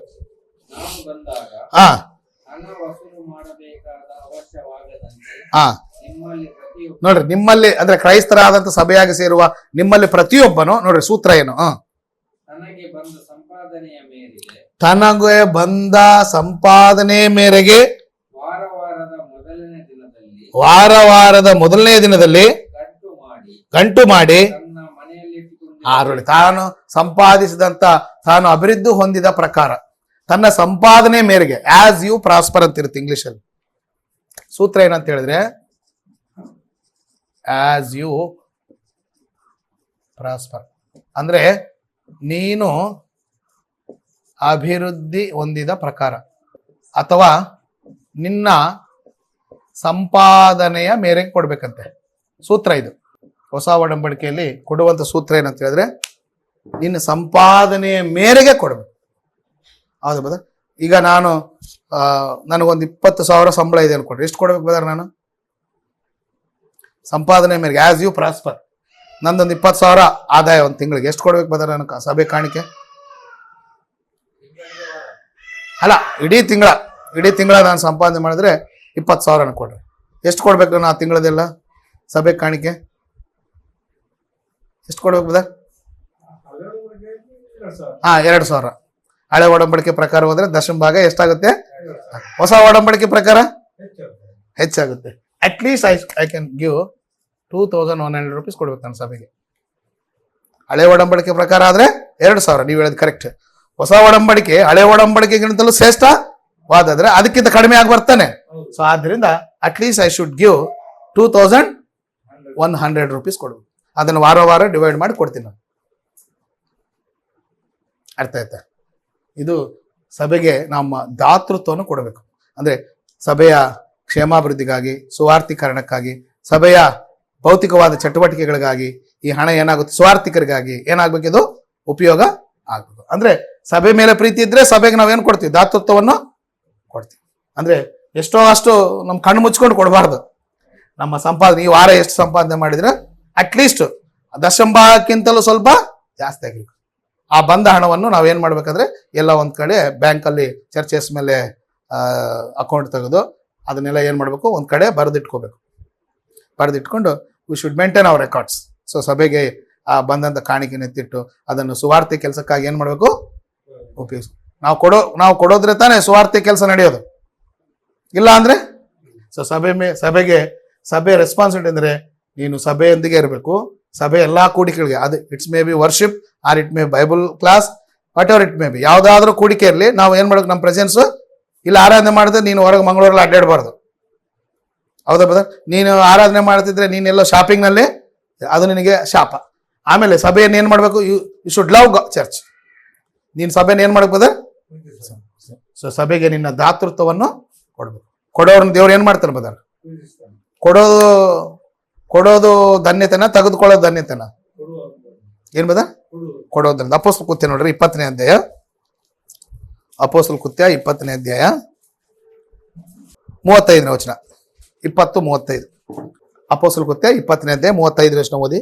ಎಲ್ಲಾ ವಿಷಯಗಳಲ್ಲಿ ನಾನು ನಿಮಗೆ ಮಾದರಿ ತೋರಿಸಿದ್ದೇನೆ. ಓಕೆ. ನೀವು ಹಾಗೆ ದುಡಿದು ಬಲವಿಲ್ಲದವರಿಗೆ ಉಪಕಾರ ಮಾಡಬೇಕು. ಮತ್ತು ನೋಡ್ರಿ ಎಷ್ಟು ಚೆನ್ನಾಗಿದೆ ಮಾತು. ಮತ್ತು ತೆಗೆದುಕೊಳ್ಳುವುದಕ್ಕಿಂತ ಕೊಡುವುದೇ ಹೆಚ್ಚಿನ ಭಾಗ್ಯವೆಂಬುದಾಗಿ ಕರ್ತನಾದ ಯೇಸು ತಾನೇ ಹೇಳಿದ ಮಾತುಗಳನ್ನು ನೆನಪಿನಲ್ಲಿಟ್ಟುಕೊಂಡಿರಬೇಕು ಅಂತ. ನೋಡಿ, ಕರ್ತನಾದ ಯೇಸು ಕ್ರಿಸ್ತನು ಸುವಾರ್ತೆಗಳಲ್ಲಿ ಹೇಳಿದಾನಂತೆ. ಏನಂತ ಹೇಳಿದಾನೆ? ತೆಗೆದುಕೊಳ್ಳುವುದಕ್ಕಿಂತ ಕೊಡುವುದೇ ದೊಡ್ಡ ಭಾಗ್ಯ. ಯಾವ್ದು ಬ್ಲೆಸ್ಸಿಂಗ್ ಬದ? ತಗೊಳ್ಳೋದು ಬ್ಲೆಸ್ಸಿಂಗ, ಕೊಡೋದು ಬ್ಲೆಸ್ಸಿಂಗ? ಏನ್ ಬದ? ನನ್ನ ಕಡೆ ನೋಡಿ. ಕೊಡೋದು ಬ್ಲೆಸ್ಸಿಂಗ ನಮಗೆ, ತಗೊಳ್ಳೋದು ಬ್ಲೆಸ್ಸಿಂಗ?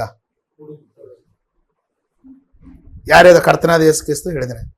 So it's better than receive to give. ಅಂದ್ರೆ ಕೊಡೋದೇ ಬ್ಲೆಸ್ಸಿಂಗ್. ನಾವೇನ್ ಮಾಡ್ತೀವಿ? ಇದನ್ನ ಉಲ್ಟಾ ಮಾಡ್ತೀವಿ. ಯಾರು ಕೊಡ್ತಾರ ಅಂತ ಕೈ ಏನ್ ಮಾಡ್ತೀವಿ? ಚಾಚ್ತೀವಿ. ನೀವು ಕೊಡ್ತೀರಾ ಅಂತ ಚಾಚ್ತೀವಿ. ತೆಗೆದುಕೊಳ್ಳುವುದಕ್ಕಿಂತ ಕೊಡೋದೇ ಬೆಟರ್, ದೊಡ್ಡ ಭಾಗ್ಯ ಅಂತೆ. ಆದ್ರಿಂದ ದೇವರಿಗೆ, ಸಭೆಗೆ ನಾವು ದಾತೃತ್ವನ ಕೊಟ್ಟಾಗ ದೇವರು ನಮ್ಮ ಕುಂದುಕೊರತೆಗಳನ್ನು ಏನ್ ಮಾಡ್ತಾನೆ ಮದ?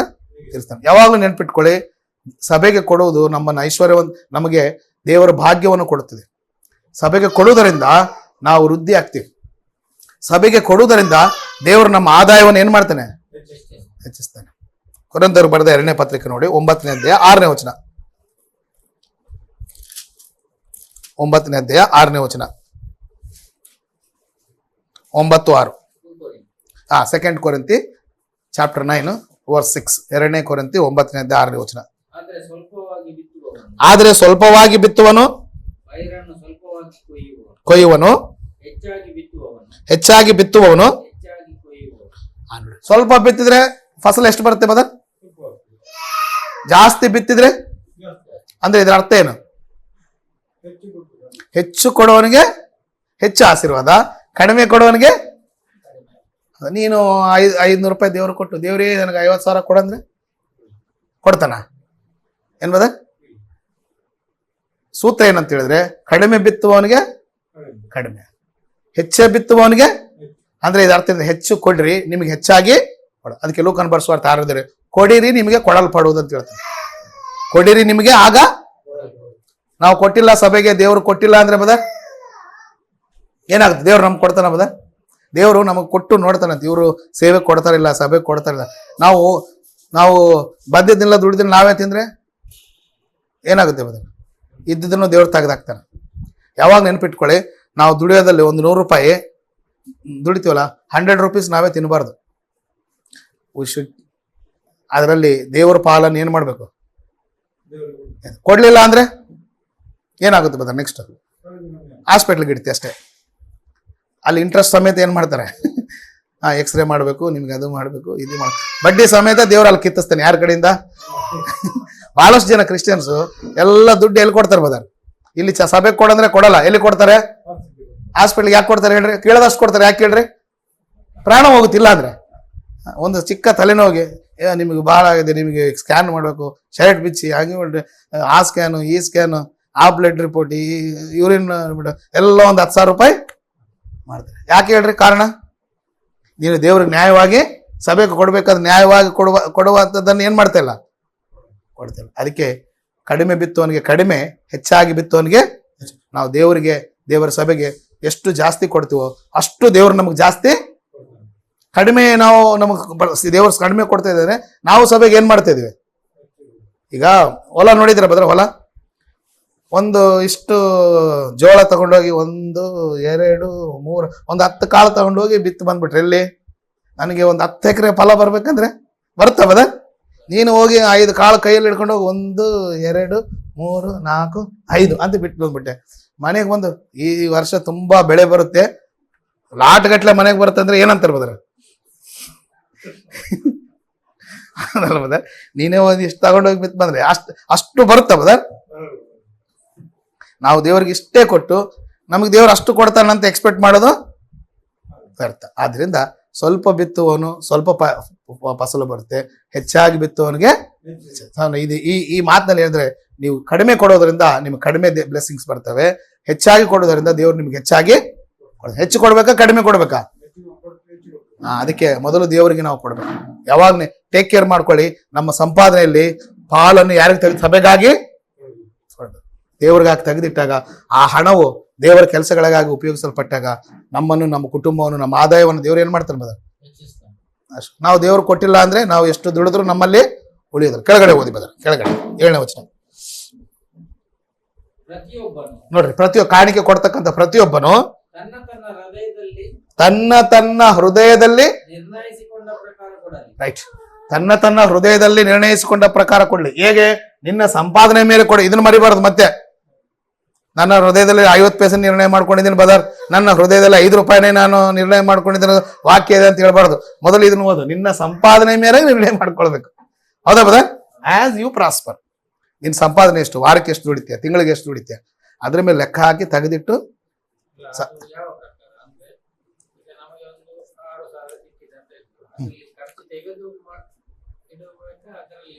ನೀನು ಖರ್ಚು ಅಂದ್ರೆ ನಿನಗೆ 6,000 ಇನ್ನ 6,000 ಕೊಟ್ಟರು ಖರ್ಚಿರುತ್ತೆ. ಇಲ್ಲ ಬದರ್ ಖರ್ಚೆಲ್ಲ ನಾನು ಉಳಿಲಿಲ್ಲ ಬಂದಿದ್ದ ದುಡ್ಡಲ್ಲ. ನಿನಗೆ ಎಷ್ಟು ಇನ್ಕಮ್ ಇರುತ್ತೋ 6,000 ಅಂತ ತಿಳ್ಕೊಳ್ಳಿ, ಅಥವಾ ವಾರಕ್ಕೆ 6,000 ಅಂದ್ರೆ 600 ರೂಪಾಯಿ.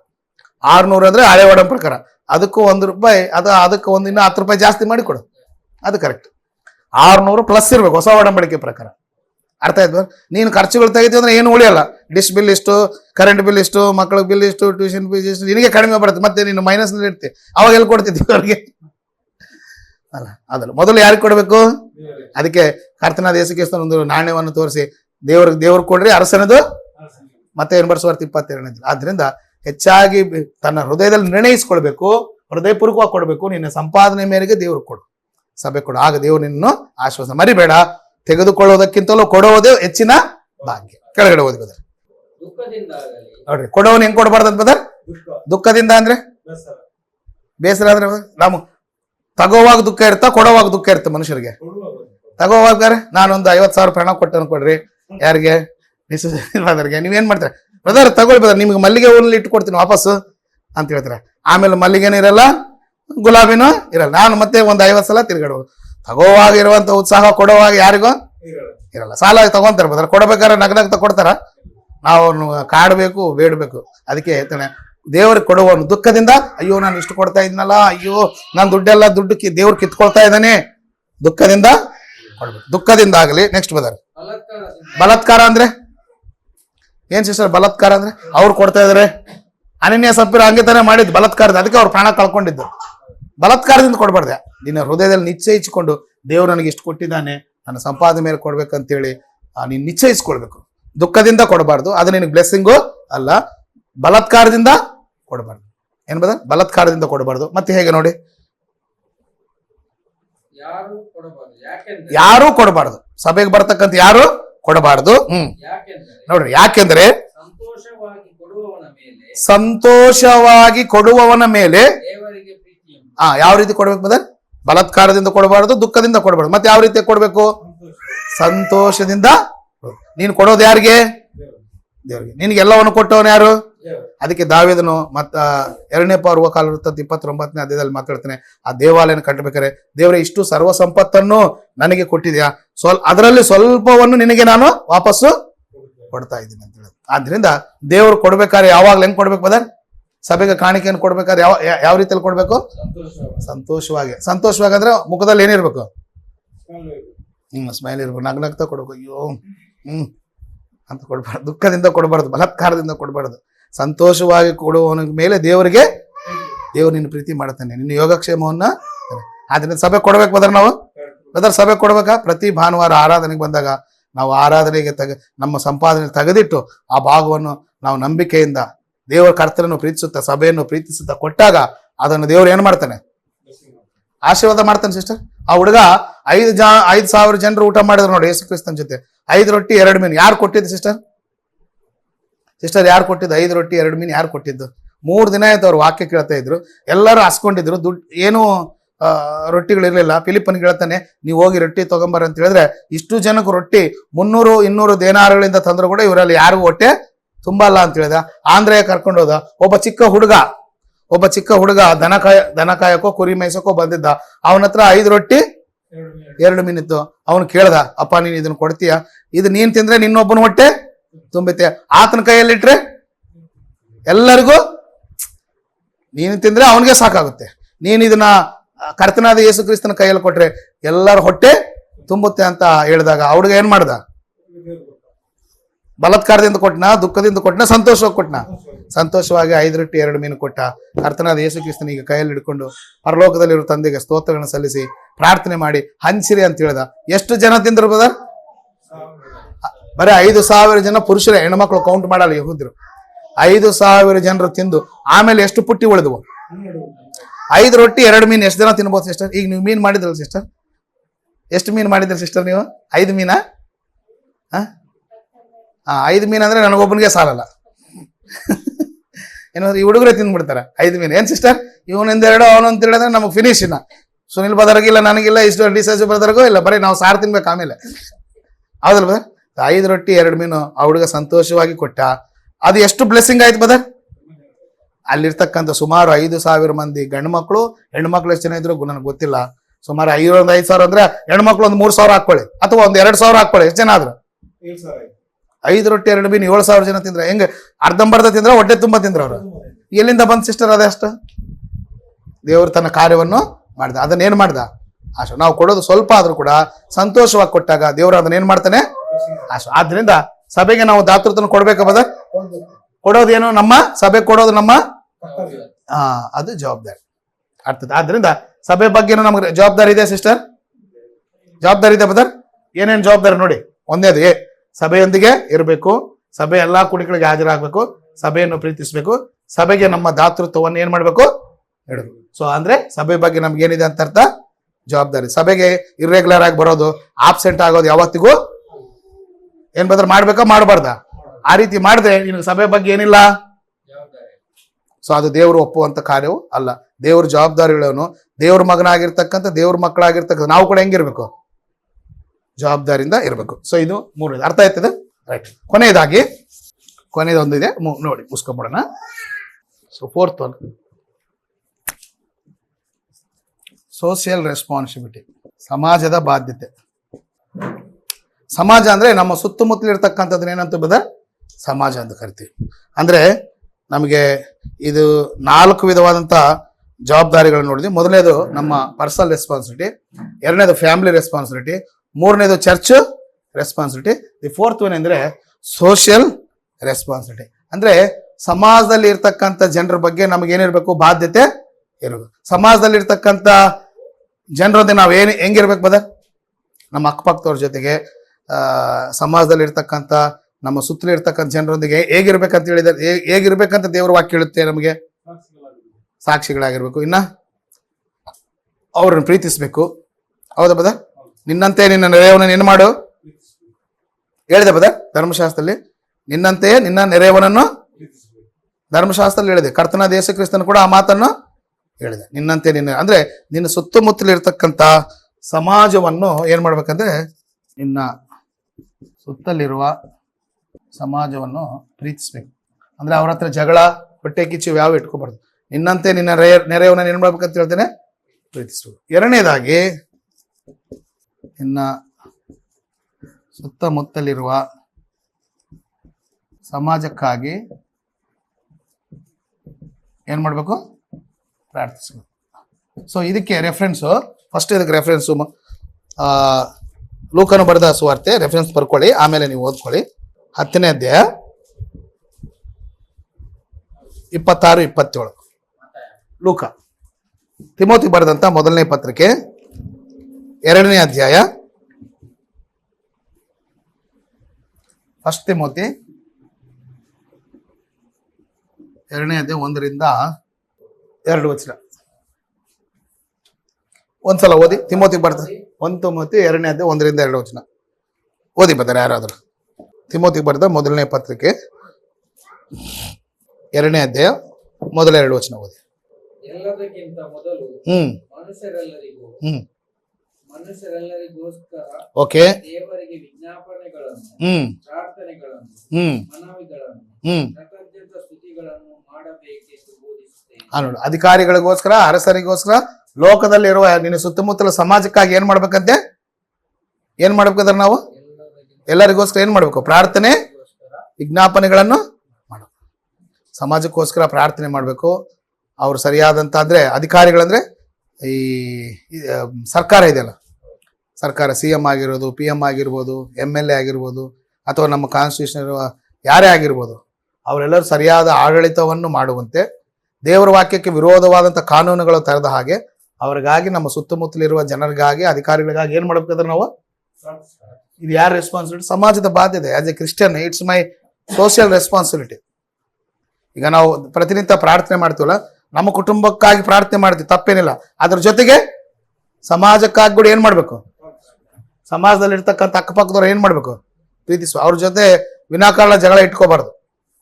ಅಕ್ಕಪಕ್ಕದವ್ರ ಜೊತೆ ಏನ್ ಮಾಡ್ಬಾರ್ದು ಬದ, ಅಕ್ಕಪಕ್ಕದವ್ರ ಹತ್ರ ಜಗಳ ಮಾಡಿ ಚರ್ಚಿಗೆ ಬನ್ನಿ ಹೋಗೋಣ ಅಂತ ಕರೆದ್ರೆ ಅನ್ಕೊಂಡು ಏನಂತಾರೆ ಅವರು, ಏನ್ ಸಿಸ್ಟರ್ ಏನಂತಾರೆ, ನೀವು ಅಕ್ಕಪಕ್ಕದವ್ರ ಹತ್ರ ದಿನ ಜಗಳ ಆಡ್ತೀರಿ, ಒಂದು ಕಸ ಪೇಪರ್ ಬಂದು ಯಾರು ನಮ್ಮ ಮನೆ ಕಸ ಪೇಪರ್ ಹಾಕಿದ್ದು ಅಂತ ಸಣ್ಣ ಸಣ್ಣ ಮಾತಿಗೂ ಜಗಳ ಆಡಿ, ಸಿಸ್ಟರ್ ಬನ್ನಿ ನಾವು ಆರಾಧನೆಗೆ ಹೋಗೋಣ, ಚರ್ಚಿಗೆ ಹೋಗೋಣ ಅಂದ್ರೆ ಏನಂತಾರೆ ಅವರು, ಏನಂತಾರೆ ಬದರಾಗ, ನೀನು ಆ ಚರ್ಚಿಗೆ ಹೋಗಿ ಇಷ್ಟು ಜಗಳ ಆಡ್ತೀಯಾ, ಹೌದ್ ತಾನೆ, ನೀನು ಇಷ್ಟು ಜಗಳ ಆಡ್ತಿ, ಇಷ್ಟು ಬಾಯಿ ಬಡಿಕೆ ಇದೆ, ಚರ್ಚಿಗೆ ಹೋಗಿ ನಮ್ಮನ್ನ ಅಲ್ಲಿ ಕರ್ಕೊಂಡೋಗಿ ನಮ್ಮನ್ನ ಹಾಳು ಮಾಡ್ಬೇಕಂತ ಮಾಡಿದ್ಯಾ, ಬರ್ತಾರ ಚರ್ಚಿಗೆ? ಸೊ ನಮ್ಮ ಸುತ್ತಮುತ್ತಲಿರೋ ಸಮಾಜವನ್ನು ನಾವು ಪ್ರೀತಿಸುವ. ಅದಕ್ಕೆ ಯೇಸು ಕ್ರಿಸ್ತನು ಹೇಳಿದಾನೆ, ನಿನ್ನ ಶತ್ರುಗಳನ್ನು ಸಹ ಏನ್ ಮಾಡು, ನಿನ್ನ ವೈರಿಗಳನ್ನು ಪ್ರೀತಿಸು, ಅವ್ರಿಗಾಗಿ ಪ್ರಾರ್ಥನೆ ಇದೇ ಪದ ಹೇಳಿದಾನ. ಸೊ ಅದಕ್ಕಾಗಿ ನಿಮ್ಮ ಸುತ್ತಮುತ್ತಲಿರುವಂಥ ಸಮಾಜಕ್ಕಾಗಿ ಏನ್ ಮಾಡ್ಬೇಕು, ಪ್ರಾರ್ಥನೆ ಮಾಡಿ. ಅವ್ರು ಒಳ್ಳೆ ರೀತಿಯಲ್ಲಿ ನಡ್ಕೊಳ್ಳಿಕ್ಕೆ, ಸಾಧ್ಯವಾದ್ರೆ ಅವ್ರ ಸತ್ಯವನ್ನು ತಿಳ್ಕೊಳ್ಳಿಕ್ಕೆ, ಅವ್ರು ಸರಿಯಾದ ರೀತಿಯನ್ನು ಪರಿಪಾಲನೆ ಮಾಡ್ಲಿಕ್ಕೆ, ಎಲ್ಲರಿಗಾಗಿ ನಾವು ಏನ್ ಮಾಡ್ಬೇಕು ಬದರ್, ಇದು ಒಳ್ಳೇದಂತ ನೋಡಿ. ಕೆಳಗಡೆ ಓದಿ ಬದರ್, ಕೆಳಗಡೆ ಓದಿ. ಸಮಾಧಾನಗಳು ಹಾ ಉಂಟಾಗಿ ಹಾ ನಾವು ಪೂರ್ಣ ಭಕ್ತಿಯಿಂದಲೂ ಹಾ ಗೌರವದಿಂದಲೂ ಹಾ ಕಾಲಕ್ಷೇಪ ಮಾಡುವಂತೆ ಹಾ ಅರಸುಗಳಿಗೋಸ್ಕರಾಗಿಯೂ ಹಾ ಎಲ್ಲ ಅಧಿಕಾರಿಗಳಿಗಾಗಿಯೂ ಹಾ ವಿಜ್ಞಾಪನೆಗಳನ್ನು ಮಾಡಬೇಕು. ಹಾ ಹಾಗೆ ಮಾಡುವುದು ಹಾ ನಮ್ಮ ರಕ್ಷಕನಾದ ದೇವರ ಸನ್ನಿಧಿಯಲ್ಲಿ ಹಾ ಮೆಚ್ಚುಗೆಯಾಗಿಯೂ ಯೋಗ್ಯವಾಗಿಯೂ ಅದೇ. ಹಾ ನೋಡ್ರಿ, ಇದು ನಮ್ಮ ದೇವರ ರಕ್ಷಕನಾದ ದೇವರ ದೃಷ್ಟಿಯಲ್ಲಿ ದೇವರು ಮೆಚ್ತಾನೆ ಮತ್ತು ದೇವರ ದೃಷ್ಟಿಗೆ ಯೋಗ್ಯವಾದಂತೆ. ಯಾವುದು ದೇವರು ಮೆಚ್ಚುವಂಥದ್ದು, ದೇವರ ದೃಷ್ಟಿಗೆ ಯೋಗ್ಯವಾದಂತ ಕೆಲಸ ಯಾವ್ದು ಬದ, ಯಾರಿಗಾಗಿ, ಎಲ್ಲ ಸಮಾಜಕ್ಕಾಗಿ ಪ್ರಾರ್ಥನೆ ಮಾಡೋದು ದೇವ್ರು ಏನ್ ಮಾಡ್ತಾನೆ, ಮೆಚ್ತಾನಂತೆ. ಅದು ದೇವರ ದೃಷ್ಟಿಗೆ ಯೋಗ್ಯವಾದ. ಹೌದಾ ಬ್ರದರ್? ಸೊ ಸಮಾಜದವರು ಕೂಡ ನಮ್ಮನ್ನ ಏನಂತ ಕರಿಬೇಕು? ನಮ್ಮನ್ನು ಒಳ್ಳೆಯವರಂತ ಕರಿಬೇಕು. ಅರ್ಥ ಆಯ್ತಾ? ಈ ಒಪ್ಪ ಸಭೆಗೆ ಬಂದಾಗ ಚೆನ್ನಾಗಿರ್ತಾನೆ, ಹೊರಗೆ ಹೋದ್ಮೇಲೆ ಒಂದು ರೀತಿಯಲ್ಲಿ ಇರ್ತಾನೆ ಅಂತ ಹೇಳಬಾರ್ದು. ಚರ್ಚೆಯಲ್ಲಿ ಇದ್ದಾಗ ಚೆನ್ನಾಗಿರ್ತಾನೆ, ಹೊರಗಡೆ ಹೋದ್ರೆ ಕೆಟ್ಟಾಗಿ ವರ್ತನೆ ಮಾಡ್ತಾರೆ ಅಂತ ಯಾರಾದ್ರೂ ಹೇಳಿದ್ರೆ ನಾವು ಸಮಾಜ ದೃಷ್ಟಿಯಲ್ಲಿ ಫೇಲ್ ಆದಂಗೆ. ಆದ್ದರಿಂದ ಸಮಾಜದ ದೃಷ್ಟಿಯವರಲ್ಲಿ ನಾವು ಏನಾಗಿರ್ಬೇಕು? ಒಳ್ಳೆಯವರು ಆಗಿರ್ಬೇಕು. ಸುಮ್ಮನೆ ಒಳ್ಳೆಯವರಾಗಿರ್ಬೇಕಂದ್ರೆ ನಾವು ಅವ್ರ ಜೊತೆಲಿ ಒಳ್ಳೆಯವರಾಗಿದ್ರೆ ನಮ್ಮನ್ನು ಯಾರು ಏನನ್ನಲ್ಲ. ನಾವಾಗಿ ವಿನಾಕಾರಣ ಕೆಟ್ಟದಾಗಿ ನಡ್ಕೊಂಡ್ರೆ ನಮ್ಮನ್ನ ಏನಂತಾರೆ ಅವರು? ಕೆಟ್ಟವ್ರಂತ. ನಾವು ಒಳ್ಳೆಯವರಾಗಿದ್ರೆ ಯಾರಾದ್ರೂ ನಮ್ಮನ್ನು ಕೆಟ್ಟವ್ರು ಅಂತಾರ ಸಿಸ್ಟರ್? ಸೊ ಎಲ್ಲರ ಜೊತೆಗೆ ನಾವು ಹೆಂಗಿರ್ಬೇಕು? ಒಳ್ಳೆಯತನದಿಂದ. ಮೂರನೇದು ಏನಂತ ಹೇಳಿದ್ರೆ, ನಿನ್ನ ಸುತ್ತಮುತ್ತಲಿರುವ ಸಮಾಜದೊಂದಿಗೆ ಒಳ್ಳೆಯ ರೀತಿಯಲ್ಲಿ ನಡೆದುಕೊಳ್ಳಬೇಕು. ಪೇತ್ರ ಬರೆದಂತ ಮೊದಲನೇ ಪತ್ರಿಕೆಯಲ್ಲಿ ಮಾತಿರ್ತದೆ. 3ನೇ ಅಧ್ಯಾಯ, ಪೇತ್ರನ ಬರೆದ ಮೊದಲನೇ ಪತ್ರಿಕೆ 3ನೇ ಅಧ್ಯಾಯ 13ನೇ ವಚನ, 3:13. ನೀವು ಒಳ್ಳೆಯದನ್ನೇ ಮಾಡುವುದರಲ್ಲಿ ಆಸಕ್ತರಾಗಿ ನಿಮಗೆ ಕೇಡು ಮಾಡುವವರು ಯಾರಿದ್ದಾರೆ? ನೋಡ್ರಿ, ನೀವು ಒಳ್ಳೆಯದನ್ನು ನಿಮ್ಮ ಸಮಾಜದವರು ಒಳ್ಳೆ ರೀತಿಯಲ್ಲಿ ನಡ್ಕೊಂಡ್ರೆ ನಿಮ್ಗೆ ಯಾರು ಏನು ಕೇಡು ಮಾಡಿ. ಹೌದಾ ಸಿಸ್ಟರ್? ನಾವು ಒಳ್ಳೆ ರೀತಿಯಿಂದ ನಡ್ಕೊಂಡಾಗ ಯಾರಾದ್ರೂ ಕೇಡು ಮಾಡ್ತಾರ? ನಾವು ಕೆಟ್ಟದಾಗಿ ನಡ್ಕೊಂಡಾಗ ಬರ್ಲಿ ಇವ್ನಲ್ಲಿ ಸಿಕ್ಲಿ ಹೊಡೆದು ಬಿಡೋಣ. ನೀವು ಒಬ್ಬನೇ ಸಿಗ್ತಾರಲ್ಲ, ಕಾಯ್ತಿರ್ತಾರೆ. ಎಲ್ಲಿ? ಆ ಪಂಪೇಲ್ ಸರ್ಕಲ್ ಜ್ಯೋತಿ ಅವ್ರು ಹೇಳಿದ್ರಲ್ಲ, ಅಲ್ಲಿ ಏನ್ ಮಾಡ್ತಾರ? ಬರ್ಲಿ ಇವಾಗ ಕಾರ್ ಹಾಕೊಂಡ್ ಬರ್ತಾನೆ, ಇವ್ನಿಗೆ ಚೆನ್ನಾಗಿ ಜಜ್ಜುವ. ಯಾಕೆ ನೀವೇನೋ ಮಾಡಿರ್ತೀರಿ ಅಲ್ಲಿ ಇಲ್ಲಿ ಪಂಪೆಲ್ಲು ಜ್ಯೋತಿ ಅವೇ ಹೇಳಿದ್ರಲ್ಲ, ಅಲ್ಲೆಲ್ಲ ಏನ್ ಮಾಡ್ತಿರ್ತಾರೆ? ಅಡಿಕೊಂಡು ಕೂತಿರ್ತಾರೆ. ನಾವು ಒಳ್ಳೆಯ ರೀತಿಯಲ್ಲಿ ನಡೆದುಕೊಂಡಾಗ ನಮಗೆ ಹಾನಿ ಮಾಡುವವರು. ಆದ್ರಿಂದ ಸಮಾಜದ ಜೊತೆಗೆ ನಾವು ಒಳ್ಳೆಯ ರೀತಿಯಲ್ಲೇ ಯೇಸು ಕ್ರಿಸ್ತನ ಎಲ್ಲರ ಜೊತೆಗೆ ಒಳ್ಳೆ ರೀತಿ ನಡ್ಕೊಂಡ. ಯಾರ ಜೊತೆ ಎಲ್ಲ ಆಗ್ಲಿ ಕೆಟ್ಟದಾಗಿ ಆತನ ವರ್ತನೆ ಮಾಡಿದ. ತನ್ನ 33 ವರ್ಷಗಳ ಕಾಲದಲ್ಲಿ ಒಬ್ಬರ ಜೊತೆ ಎಲ್ಲ ಆಗ್ಲಿ ಆತನು ಕೆಟ್ಟದಾಗಿ ವರ್ತನೆ ಮಾಡಿದ್ದ. ಎಲ್ಲರ ರೀತಿಯಲ್ಲೂ ಒಂದೇ ರೀತಿ ಇದ್ನ. ಶಿಷ್ಯರೊಂದಿಗೆ ಹೆಂಗಿದ್ದ? ಹೊರಗೆ ಸದ್ದುಕಾಯರು, ಪರಿಸಯರು, ಯಹೂದ್ಯರು, ತನ್ನನ್ನು ಅವಮಾನಿಸುವವರು, ಹೆಂಗಸರು, ಗಂಡಸರು, ಗುಲಾಮರು, ಸ್ವತಂತ್ರರು, ಬಾನಿಸರು, ಅರಸರು, ಯಾರ ಜೊತೆಯಲ್ಲಿ ಹೋದ್ರೆ ಅದು ಹೆಂಗ್ ನಡ್ಕೊಂಡು ಹೋದ? ಒಳ್ಳೆ ರೀತಿಯಲ್ಲೇ ನಡ್ಕೊಂಡು. ಆದ್ದರಿಂದ ನಾವು ನಮ್ಮ ಸುತ್ತಮುತ್ತಲಿರುವ ಸಮಾಜದ ಎದುರುಗಡೆ ಅಥವಾ ಸಮಾಜದೊಂದಿಗೆ ಒಳ್ಳೆಯ ರೀತಿಯಲ್ಲಿ ನಡ್ಕೊಳ್ಬೇಕು. ಅದು ನನ್ನ ಜವಾಬ್ದಾರಿ. ಹೌದಾ ಬದರ್? ಬೇರೆಯವರು ಕೆಟ್ಟದಾಗಿ ನಡ್ಕೊಳ್ತಾರೆ, ಕೆಟ್ಟದ್ದು ಮಾಡ್ತಾರೆ, ಬೈತಾರೆ, ಜಗಳ ಮಾಡ್ತಾರೆ, ಮರ್ಡರ್ ಮಾಡ್ತಾರೆ, ನಿಂದು ಒಂದು ಕೈ ನೋಡ್ಕೊಂತೀನೋ, ನಿಂದೆಲ್ಲ ನೋಡ್ಕೊಂತೀನಿ ಅಂತೇಳಿ ಕೆಟ್ಟದಾಗಿ ಮಾತಾಡ. ನಾವು ಆ ರೀತಿಯಾಗಿ ಹಾರಿಶಾಗಿ ಒಳ್ಳೆ ರೀತಿಯಲ್ಲಿ ನಡೆದುಕೊಂಡ್ರೆ ನಮಗೆ ಹಾನಿ ಮಾಡುವವರು ಯಾರು ಕೂಡ ಇಲ್ಲ. 17ನೇ ವಚನ ನೋಡಿ, ಇಲ್ಲ 16ನೇ ವಚನ ನೋಡಿ. 16ನೇ ವಚನ, ಒಳ್ಳೆಯ ಮನಸ್ಸಾಕ್ಷಿ ಉಳ್ಳವರಾಗಿರ್ರಿ. ನೋಡ್ರಿ, ಕ್ರಿಸ್ತನಲ್ಲಿರುವ ನಿಮ್ಮ ಒಳ್ಳೆಯ ನಡವಳಿಕೆಯನ್ನು ಕುರಿತು ನೋಡ್ರಿ ಬೈಯುವವರು. ನೋಡ್ರಿ, ನಮ್ಮ ಒಳ್ಳೆತನ ನೋಡಿ ಯಾರಾದ್ರೂ ನಮ್ಮನ್ನು ಬೈಬೇಕಂದ್ರೆ ಅವ್ರು ಏನ್ ಪಡ್ತಾರೆ? ಅಯ್ಯೋ, ಇಂಥ ಸುನಿಲ್ ಬದ್ರೆ ಎಂತ ಒಳ್ಳೆಯವರು, ಸುಮ್ನೆ ಅವ್ರನ್ನ ಬೈದ ಅಂತೇಳಿ ಬೈಯುವಂತ ವ್ಯಕ್ತಿ ಏನ್ ಮಾಡ್ತಾನೆ? ಏನ್ ನೋಡಿ, ನಮ್ಮ ಒಳ್ಳೆ ವರ್ತನೆಯನ್ನು ನೋಡಿ. ಹೌದಾ ಬದರ್? ಈಗ ದಿಶೋರ್ ಬದರ್ ಒಳ್ಳೆಯವರು, ಯಾರೋ ಬೈತಿರ್ತಾರೆ, ಇವ್ರು ಒಳ್ಳೆತನ ಗೊತ್ತಿಲ್ಲದೆ, ಇವ್ರು ಒಳ್ಳೆಯವ್ರಂತ ಗೊತ್ತಾದ್ಮೇಲೆ ಇವ್ರು ಶುದ್ಧವಾದ ವರ್ತನೆ ನೋಡಿ ಅವ್ರು ಏನ್ ಪಡ್ತಾರೆ? ಅಯ್ಯೋ, ಇಂಥ ಮನುಷ್ಯಗ, ಇಂಥ ವ್ಯಕ್ತಿಗ ನಾವು ಬೈದಿದ್ದು ಚೇ ಎಷ್ಟು ತಪ್ಪಾಯ್ತಂತೆ ತನ್ನಷ್ಟೇ ತಾನು ಏನ್ ಪಡ್ತಾನೆ? ನಾಚಿಕೆ ಪಡ್ತಾನೆ. ಹೌದಲ್ವ? ನಾವು ಒಳ್ಳೆಯ ರೀತಿಯಾಗಿ ಇದ್ರೆ ನಮ್ಮನ್ನು ನೋಡಿ ಅವ್ರು ಏನ್ ಮಾಡ್ತಾರೆ ಬದರ್? ನಮ್ಮ ಪ್ರವರ್ತನೆಯನ್ನು ನೋಡಿ, ನಮ್ಮ ನಡವಳಿಕೆಯನ್ನು ನೋಡಿ ನಮ್ಮನ್ನು ಬೈಬೇಕಂದ್ರೆ ಅವ್ರ ಬಾಯಿ ಬರುತ್ತಾ ಬದರ್? ಆದ್ರಿಂದ ನಿಮ್ಮ ಒಳ್ಳೆತನವನ್ನು ನೋಡಿ ಅವರು ನಾಚಿಕೆ ಪಡ್ತಾರಂತೆ. ಕೆಳಗಡೆ ಬದರ್, ಕೆಟ್ಟ ನಡತೆಯುಳ್ಳವರಾಗಿ ಬಾಧೆ ಪಡುವುದಕ್ಕಿಂತ ಒಳ್ಳೆ ನಡತೆ ಉಳ್ಳವರಾಗಿ ದೇವರ ಚಿತ್ತವಿದ್ದರೆ ಬಾಧೆ ಪಡುವುದು. ಕೆಟ್ಟತನವನ್ನು ಮಾಡಿ ಬಾಧೆ ಪಡುವುದಕ್ಕಿಂತ ಒಳ್ಳೆತನವನ್ನು ಮಾಡಿ ಬಾಧೆ ಪಡುವುದು ಲೇಸ್. ಏನ್ ಬದ? ಕೆಟ್ಟತನವನ್ನು ಮಾಡಿ ಬಾಧೆ ಪಡುವುದಕ್ಕಿಂತ ಒಳ್ಳೆಯದನ್ನು ಮಾಡಿ. ಈಗ ಯೇಸು ಸಿಲುಬೆಯಲ್ಲಿ ಬಾಧೆ ಪಟ್ನ, ಕೆಟ್ಟದನ್ನ ಮಾಡಿ ಬಾಧೆ ಪಟ್ನ, ಒಳ್ಳೆಯದನ್ನ ಮಾಡಿ ಬಾಧೆ ಪಟ್ನ. ನಮ್ಮೆಲ್ಲರಿಗೆ ಏನ್ ಮಾಡ್ದ? ಈಗ ನಮಗೂ ಕೂಡ ನಮ್ಮ ಜೀವಿತದಲ್ಲಿ ಕೆಲವೊಂದು ಬಾಧೆಗಳು ಬರ್ತವೆ. ಒಳ್ಳೆಯದನ್ನ ಮಾಡಿರ್ತೀವಿ, ಆದ್ರೆ ನಮ್ಗೆ ಕೇಡಾಗಿರುತ್ತೆ. ಹೌದಲ್ಲ ಬದಲ್? ನಾವು ಇನ್ನೊಬ್ಬರಿಗೆ ಒಳ್ಳೇದು ಮಾಡ್ತೀವಿ, ಅದು ನಮ್ಗೆ ಏನಾಗುತ್ತೆ ಅಂದ್ರೆ ರಿವರ್ಸ್ ಆಂಗಲ್ ಅಲ್ಲಿ ಬರುತ್ತೆ. ಅದಕ್ಕೆ ಕೆಟ್ಟದನ್ನ ಮಾಡಿ, ಈಗ ನಾನು ಒಬ್ಬ ವ್ಯಕ್ತಿ ಕಳ್ತನ ಮಾಡಿದ್ದಾನೆ, ಪೊಲೀಸರು ತಗೊಂಡೋಗಿ ಲಾಠಿ ಚಾರ್ಜ್ ಮಾಡಿದ್ದಾರೆ, ಅವನು ಹೊಡೆತ ತಿಂತಿದ್ದಾನೆ, ಅಯ್ಯೋ ಅಂತಿದ್ದಾನೆ, ಅದು ನ್ಯಾಯನಾ? ಯಾಕ? ಕಳ್ತನ ಮಾಡಿದ್ದಾನೆ. ನೋಡಿದ್ರೆ ಈಗ ಪೌಲೋಸಿಲ್ರು ಫಿಲಿಪ್ ಪಟ್ಟಣದಲ್ಲಿ ಏನು ಮಾಡಿಲ್ಲ, ಸುವಾರ್ತೆ ಸಾರಿದಕ್ಕಾಗಿ, ಆ ದೆವ್ವ ಓಡಿಸಿದಕ್ಕಾಗಿ ಫಿಲಿಪ್ ಸೆರೆಯಲ್ಲಿ ಹಾಕಿ ಅವ್ರು ಚೆನ್ನಾಗಿ ಹೊಡೆದ್ರು. ಕೆಟ್ಟದನ್ನ ಮಾಡಿ ಓದೇ ತಿಂದ್ರ, ಒಳ್ಳೆಯದನ್ನ ಮಾಡಿ ಓದೇ ತಿಂದ್ರ? ಶಿಲುಬೆಯಲ್ಲಿ ಕರ್ತನಾದ ಯೇಸು ಕ್ರಿಸ್ತನ ಒಳ್ಳೆಯದನ್ನ ಮಾಡಿ ಶ್ರಮೆ ಪಟ್ನ, ಅಥವಾ ಒಳ್ಳೆಯದನ್ನ ಮಾಡಿ ಬಾಧೆ ಪಟ್ನ, ಕೆಟ್ಟದನ್ನ ಮಾಡಿನ? ನಾವು ಸಮಾಜದಲ್ಲಿ ಒಳ್ಳೆಯದನ್ನ ಮಾಡ್ಬೇಕು, ಕೆಟ್ಟದನ್ನ ಮಾಡ್ಬೇಕಾ? ಅದಕ್ಕೆ ಹೇಳುತ್ತೆ, ಕೆಟ್ಟದನ್ನು ಮಾಡಿ ಬಾಧೆ ಪಡೋದಕ್ಕಿಂತ ಒಳ್ಳೆಯದನ್ನು ಮಾಡಿ ಬಾಧೆ ಪಡೋದು ದೇವರಿಗೆ ಹಿತ. ಆದ್ರಿಂದ ನಮ್ಮ ಸುತ್ತಮುತ್ತಲಿರುವ ಸಮಾಜದೊಂದಿಗೆ ನಾವು ಏನ್ ಮಾಡ್ಬೇಕು ಅಂದ್ರೆ ಇಟ್ಸ್ ಮೈ ರೆಸ್ಪಾನ್ಸಿಬಿಲಿಟಿ.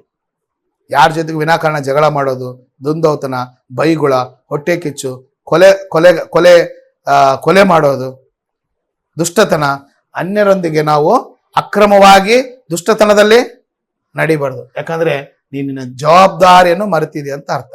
ಸೊ ಆಮೇಲೆ ಏನಂದ್ರೆ 4ನೇದು ಏನಂತ ಹೇಳಿದ್ರೆ, ನಿನ್ನ ಸುತ್ತಲಿರುವ ಸಮಾಜಕ್ಕೆ ಸುವಾರ್ತೆಯನ್ನು ಸಾರಬೇಕು, ಸುವಾರ್ತೆಯನ್ನು ಸಾರಿ ರಕ್ಷಿಸಬೇಕು. ಜ್ಞಾನೋಕ್ತಿಗಳ ಪುಸ್ತಕ ನೋಡಿ, ಜ್ಞಾನೋಕ್ತಿಗಳ ಪುಸ್ತಕ ಅಲ್ಲಿ ಬಹಳ ಒಂದು ಅದ್ಭುತವಾದಂಥ ಮಾತಿರುತ್ತೆ. ಜ್ಞಾನೋಕ್ತಿಗಳ ಪುಸ್ತಕ 24ನೇ ಅಧ್ಯಾಯ 11ನೇ ವಚನ ನೋಡಿ. ಜ್ಞಾನೋಕ್ತಿಗಳು ಈ ಪಾಯಿಂಟಿಗೆ ರೆಫರೆನ್ಸ್, ಆಯಾ ಪಾಯಿಂಟಿಗೆ ಆಯಾ ರೆಫರೆನ್ಸ್ ಬರ್ಕೊಳ್ಳಿ. ನಿಮ್ಗೆ ಈಸಿಯಾಗಿ ಅರ್ಥ ಆಗುತ್ತೆ. 24 ಜ್ಞಾನೋಕ್ತಿಗಳು 11ನೇ ವಚನ.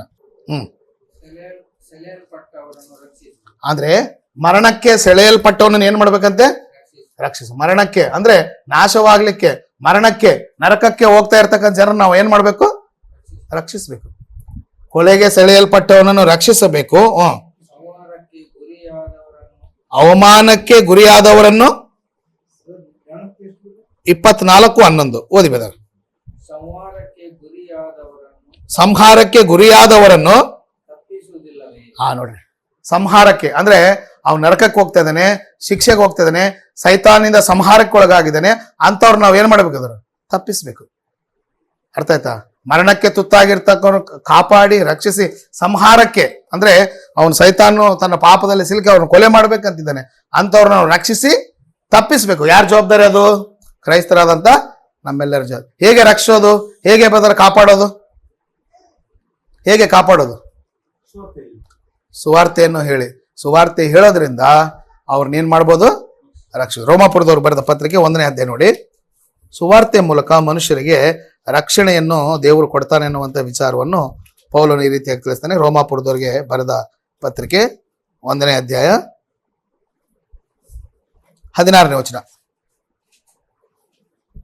ರೋಮಾಪುರದವ್ರಿಗೆ ಬರೆದ ಪತ್ರಿಕೆ 1ನೇ ಅಧ್ಯಾಯ 16ನೇ ವಚನ. ಸುವಾರ್ತೆ ವಿಷಯದಲ್ಲಿ ನೋಡಿ, ಸುವಾರ್ತೆ ವಿಷಯದಲ್ಲಿ ಯಾರು ಏನ್ ಪಡಬಾರ್ದು? ನಾಚಿಕೆ. ನಾಚಿಕೆ ಅಂದ್ರೆ ಸುವಾರ್ತೆ ವಿಷಯದಲ್ಲಿ ಯಾಕೆ? ಈಗ ನಾನು ಸುವಾರ್ತೆ ಸಾರಿಕ್ ಹೋದೆ, ಯಾರಾದ್ರೂ ಹೊಡೆದ್ರು ಬಡದ್ರು, ನಾನು ಎಲ್ಲ ಕಳ್ಕೊಂಡೆ, ಸುಮ್ಮನೆ ಈ ಕೆಲ್ಸಕ್ಕೆ ಬಂದಲ್ಲ ಅಂತ ನಾಚಿಕೆ ಪಡೋ ಅವಶ್ಯಕತೆ ಇಲ್ಲ. ಪೌಲ್ ಹೇಳ್ತಾನೆ, ಸುವಾರ್ತೆ ವಿಷಯದಲ್ಲಿ ನಾನು ನಾಚಿಕೆ ಪಡುವವನು ಅಲ್ಲ. ಯಾರಿಗಾದ್ರೂ ಧೈರ್ಯವಾಗಿ ಏನ್ ಮಾಡ್ಬೋದು ನಾವು? ಸಾರಿ ಸಂಹಾರಕ್ಕೆ ಒಳಗಾದವರನ್ನು, ಕೊಲೆಗೆ ಸೆರೆಯಲ್ಪಟ್ಟವರನ್ನು ಏನ್ ಮಾಡ್ಬೇಕು? ಬದಾರ ರಕ್ಷಿಸ್ಬೇಕು. ಸಮಾಜದಲ್ಲಿ ಎಷ್ಟೋ ಜನರು ಪಾಪಕ್ಕೆ ಸಿಲುಕಿದ್ದಾರೆ, ಸಂಹಾರದಲ್ಲಿದ್ದಾರೆ, ಅವರು ನರಕದ ಶಿಕ್ಷೆಗೆ ಪಾತ್ರರಾಗಿದ್ದಾರೆ. ಅಂತವ್ರನ್ನ ತಪ್ಪಿಸಿ ನಾವೇನ್ ಮಾಡ್ಬೇಕು? ಬದಾರ ಸಂರಕ್ಷಿಸ್ಬೇಕಂದ್ರೆ ಸುವಾರ್ತೆ ವಿಷಯದಲ್ಲಿ ನಾವು ಯಾರು ಕೂಡ ಏನ್ ಪಡಬಾರ್ದು? ನಾಚಿಕೆ ಪಡಬಾರ್ದು. ನೆಕ್ಸ್ಟ್ ಬದಾರ ನೋಡ್ರಿ, ಆ ಸುವಾರ್ತೆಯು ದೇವರ ಬಲ ಸ್ವರೂಪ, ದಿ ಪವರ್ ಆಫ್ ಗಾಡ್. ಸುವಾರ್ತೆಯಲ್ಲಿ ದೇವರ ಶಕ್ತಿ ಇದೆ. ಎಂತ ವ್ಯಕ್ತಿಗಳನ್ನಾದ್ರೂ ಸುವಾರ್ತೆ ಕನ್ವರ್ಟು. ಈಗ ನನ್ನಲ್ಲಿ ಶಕ್ತಿ ಇಲ್ಲ, ನನ್ನಲ್ಲಿ ಶಕ್ತಿ ಇದೆಯಾ? ಯಾರ್ಯಾವ್ದು ಶಕ್ತಿ ಇರೋದು? ನಾನು ಹಿಡ್ಕೊಂಡಿರ್ತಕ್ಕಂಥ ಈ ವಾಕ್ಯದಲ್ಲಿ ನಿಮ್ಮ ಮನಸ್ಸು, ನಿಮ್ಮೆಲ್ಲರನ್ನ ಬದಲಾವಣೆ ಮಾಡುವಂತ ಶಕ್ತಿ ಯಾವುದಕ್ಕಿದೆ? ಪಾಪಿಯನ್ನು ರಕ್ಷಿಸುವ ಶಕ್ತಿ ನನಗಿಲ್ಲ, ಸುನಿಲ್ ಬದರ್ಗಿಲ್ಲ, ಡಿಸೋಜ ಬ್ರದರ್ಗಿಲ್ಲ. ಆದ್ರೆ ನಮ್ಮೆಲ್ಲರ ಕೈಯಲ್ಲಿ ಇರ್ತಕ್ಕಂಥ ಸುವಾರ್ತೆಗೆ ಆ ಶಕ್ತಿ ಇದೆ. ಸುವಾರ್ತೆಯಲ್ಲಿ ದಿ ಪವರ್ ಆಫ್ ಗಾಡ್ ಅಂದ್ರೆ ದೇವರ ಶಕ್ತಿ, ದೇವರ ಬಲ ಸ್ವರೂಪ ಇದೆ. ಎಂಥ ವ್ಯಕ್ತಿಯನ್ನಾದ್ರೂ ಇದೇನ್ ಮಾಡುತ್ತೆ? ಕರಗಿಸ್ತೆ, ಬದಲಾವಣೆ ಮಾಡುತ್ತೆ. ಆದ್ರಿಂದ ಸುವಾರ್ತೆಯು ದೇವರ ಬಲ ಸ್ವರೂಪವಾಗಿದೆ. ಓದಿ ಬಂದರೆ ಮೊದಲು ಯಹೂದ್ಯರಿಗೆ, ಆಮೇಲೆ ಗ್ರೀಕರಿಗೆ, ಅಂತೂ ನೋಡ್ರಿ, ಅಂತೂ ನಂಬುವವರೆಲ್ಲರಿಗೂ ರಕ್ಷಣೆ ಉಂಟು ಮಾಡುವಂತಾಗಿದೆ. ಅವನು ಯಹೂದ್ಯನಾಗ್ಲಿ, ಗ್ರೀಸ್ ದೇಶಸ್ಥನಾಗ್ಲಿ, ಇನ್ನೊಬ್ಬನಾಗ್ಲಿ ಯಾರ್ಯಾರು ಸುವಾರ್ತೆ ನಂಬುತ್ತಾರೋ ಆ ಸುವಾರ್ತೆ ಅವ್ರನ್ನೇನ್ ಮಾಡುತ್ತೆ? ರಕ್ಷಣೆ ಕೊಡುತ್ತೆ. ಅಂದ್ರೆ ನಮ್ಮ ಸುತ್ತಮುತ್ತಲ ಸಮಾಜಕ್ಕೆ ನಾವು ಏನ್ ಸಾರಬೇಕು? ಸುವಾರ್ತೆಯನ್ನು ಸಾರಿ ಮನುಷ್ಯನ ಏನ್ ಮಾಡ್ಬೇಕು? ರಕ್ಷಿಸ್ಬೇಕು. ನಮ್ಮ ಅಕ್ಕಪಕ್ಕದಲ್ಲಿ ಇರ್ತಕ್ಕವ್ರಿಗೆ, ನಮ್ಮ ನೆಂಟರಿಗೆ, ನಮ್ಮ ಸ್ನೇಹಿತರಿಗೆ, ನಮ್ಗೆ ಯಾರು ಟಚ್ ಇದ್ದಾರೋ ಅವ್ರಿಗೆಲ್ಲ ಏನ್ ಮಾಡ್ಬೇಕು? ದೂರದವ್ರಿಗೆ ಕೂಡ ನಾವ್ ಏನ್ ಮಾಡ್ಬೋದು? ಸುವಾರ್ತೆಯನ್ನು ಸಾರಿದ್ರೆ ಅವ್ರನ್ನ ಏನ್ ಮಾಡ್ದಂಗಾಗುತ್ತೆ?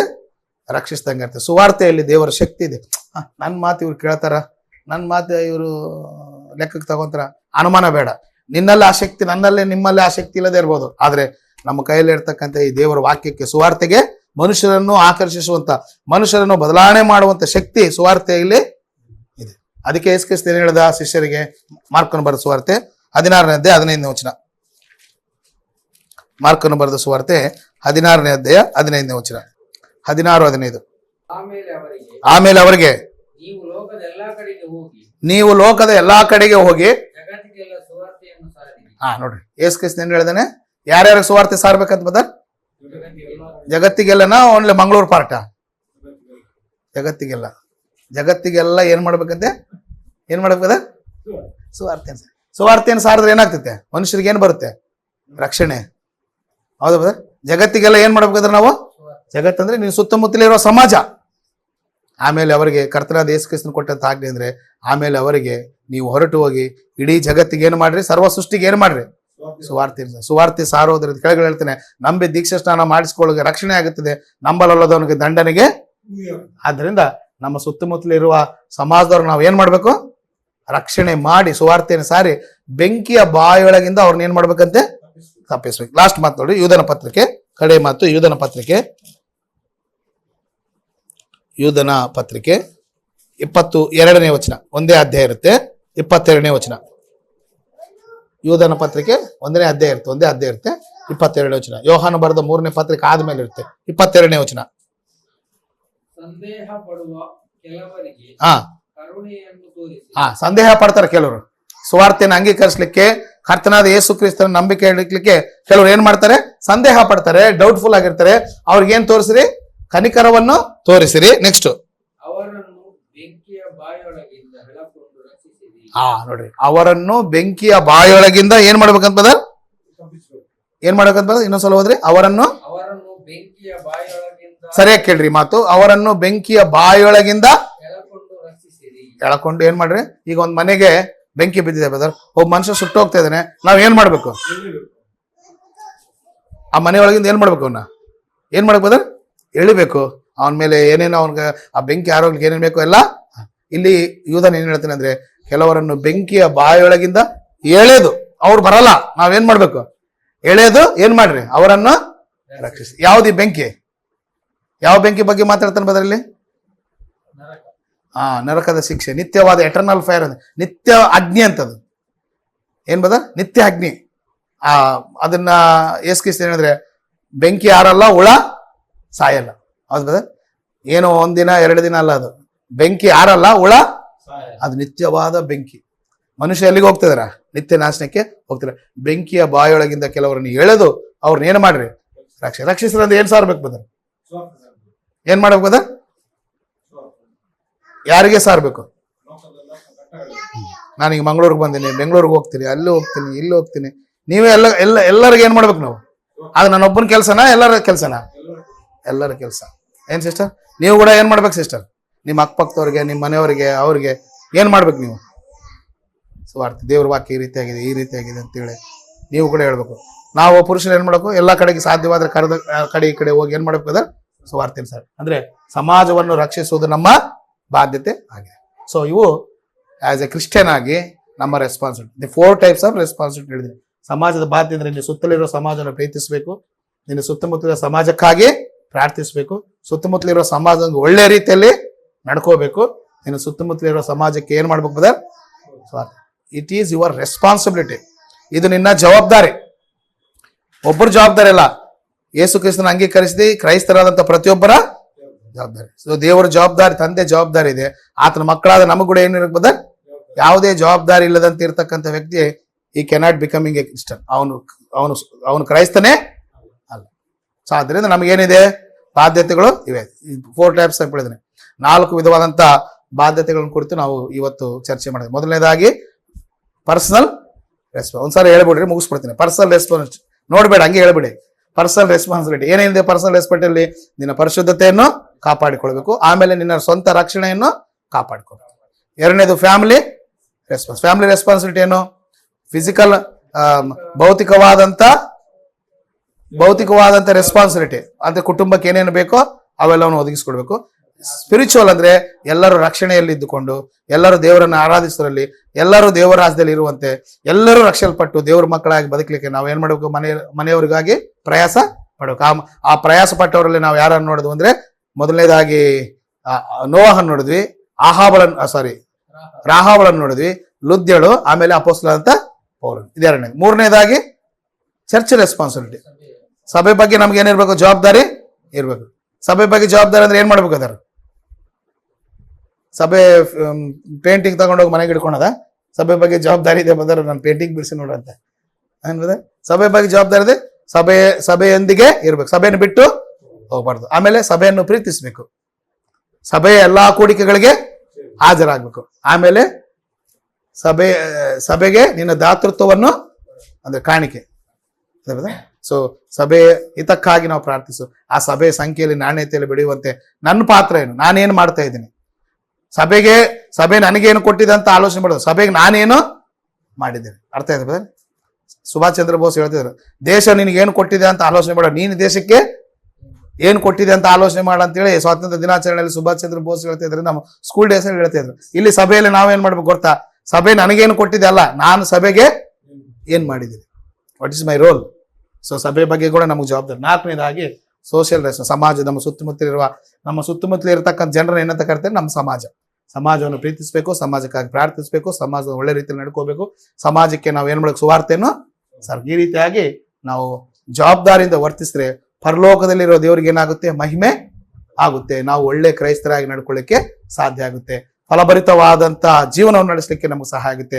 ದೇವರು ಅನೇಕವಾದ ಫಲಗಳನ್ನು ಕೊಟ್ಟು ನಮ್ಮನ್ನ ನಡೆಸ್ತಾನೆ. ಆದ್ರಿಂದ ಕ್ರೈಸ್ತರಂದ್ರೆ ಜವಾಬ್ದಾರಿ ಇಲ್ದವ್ರ, ಜವಾಬ್ದಾರಿಯಿಂದ ಜೀವನ ಮಾಡ್ತಕ್ಕಂಥವ್ರ?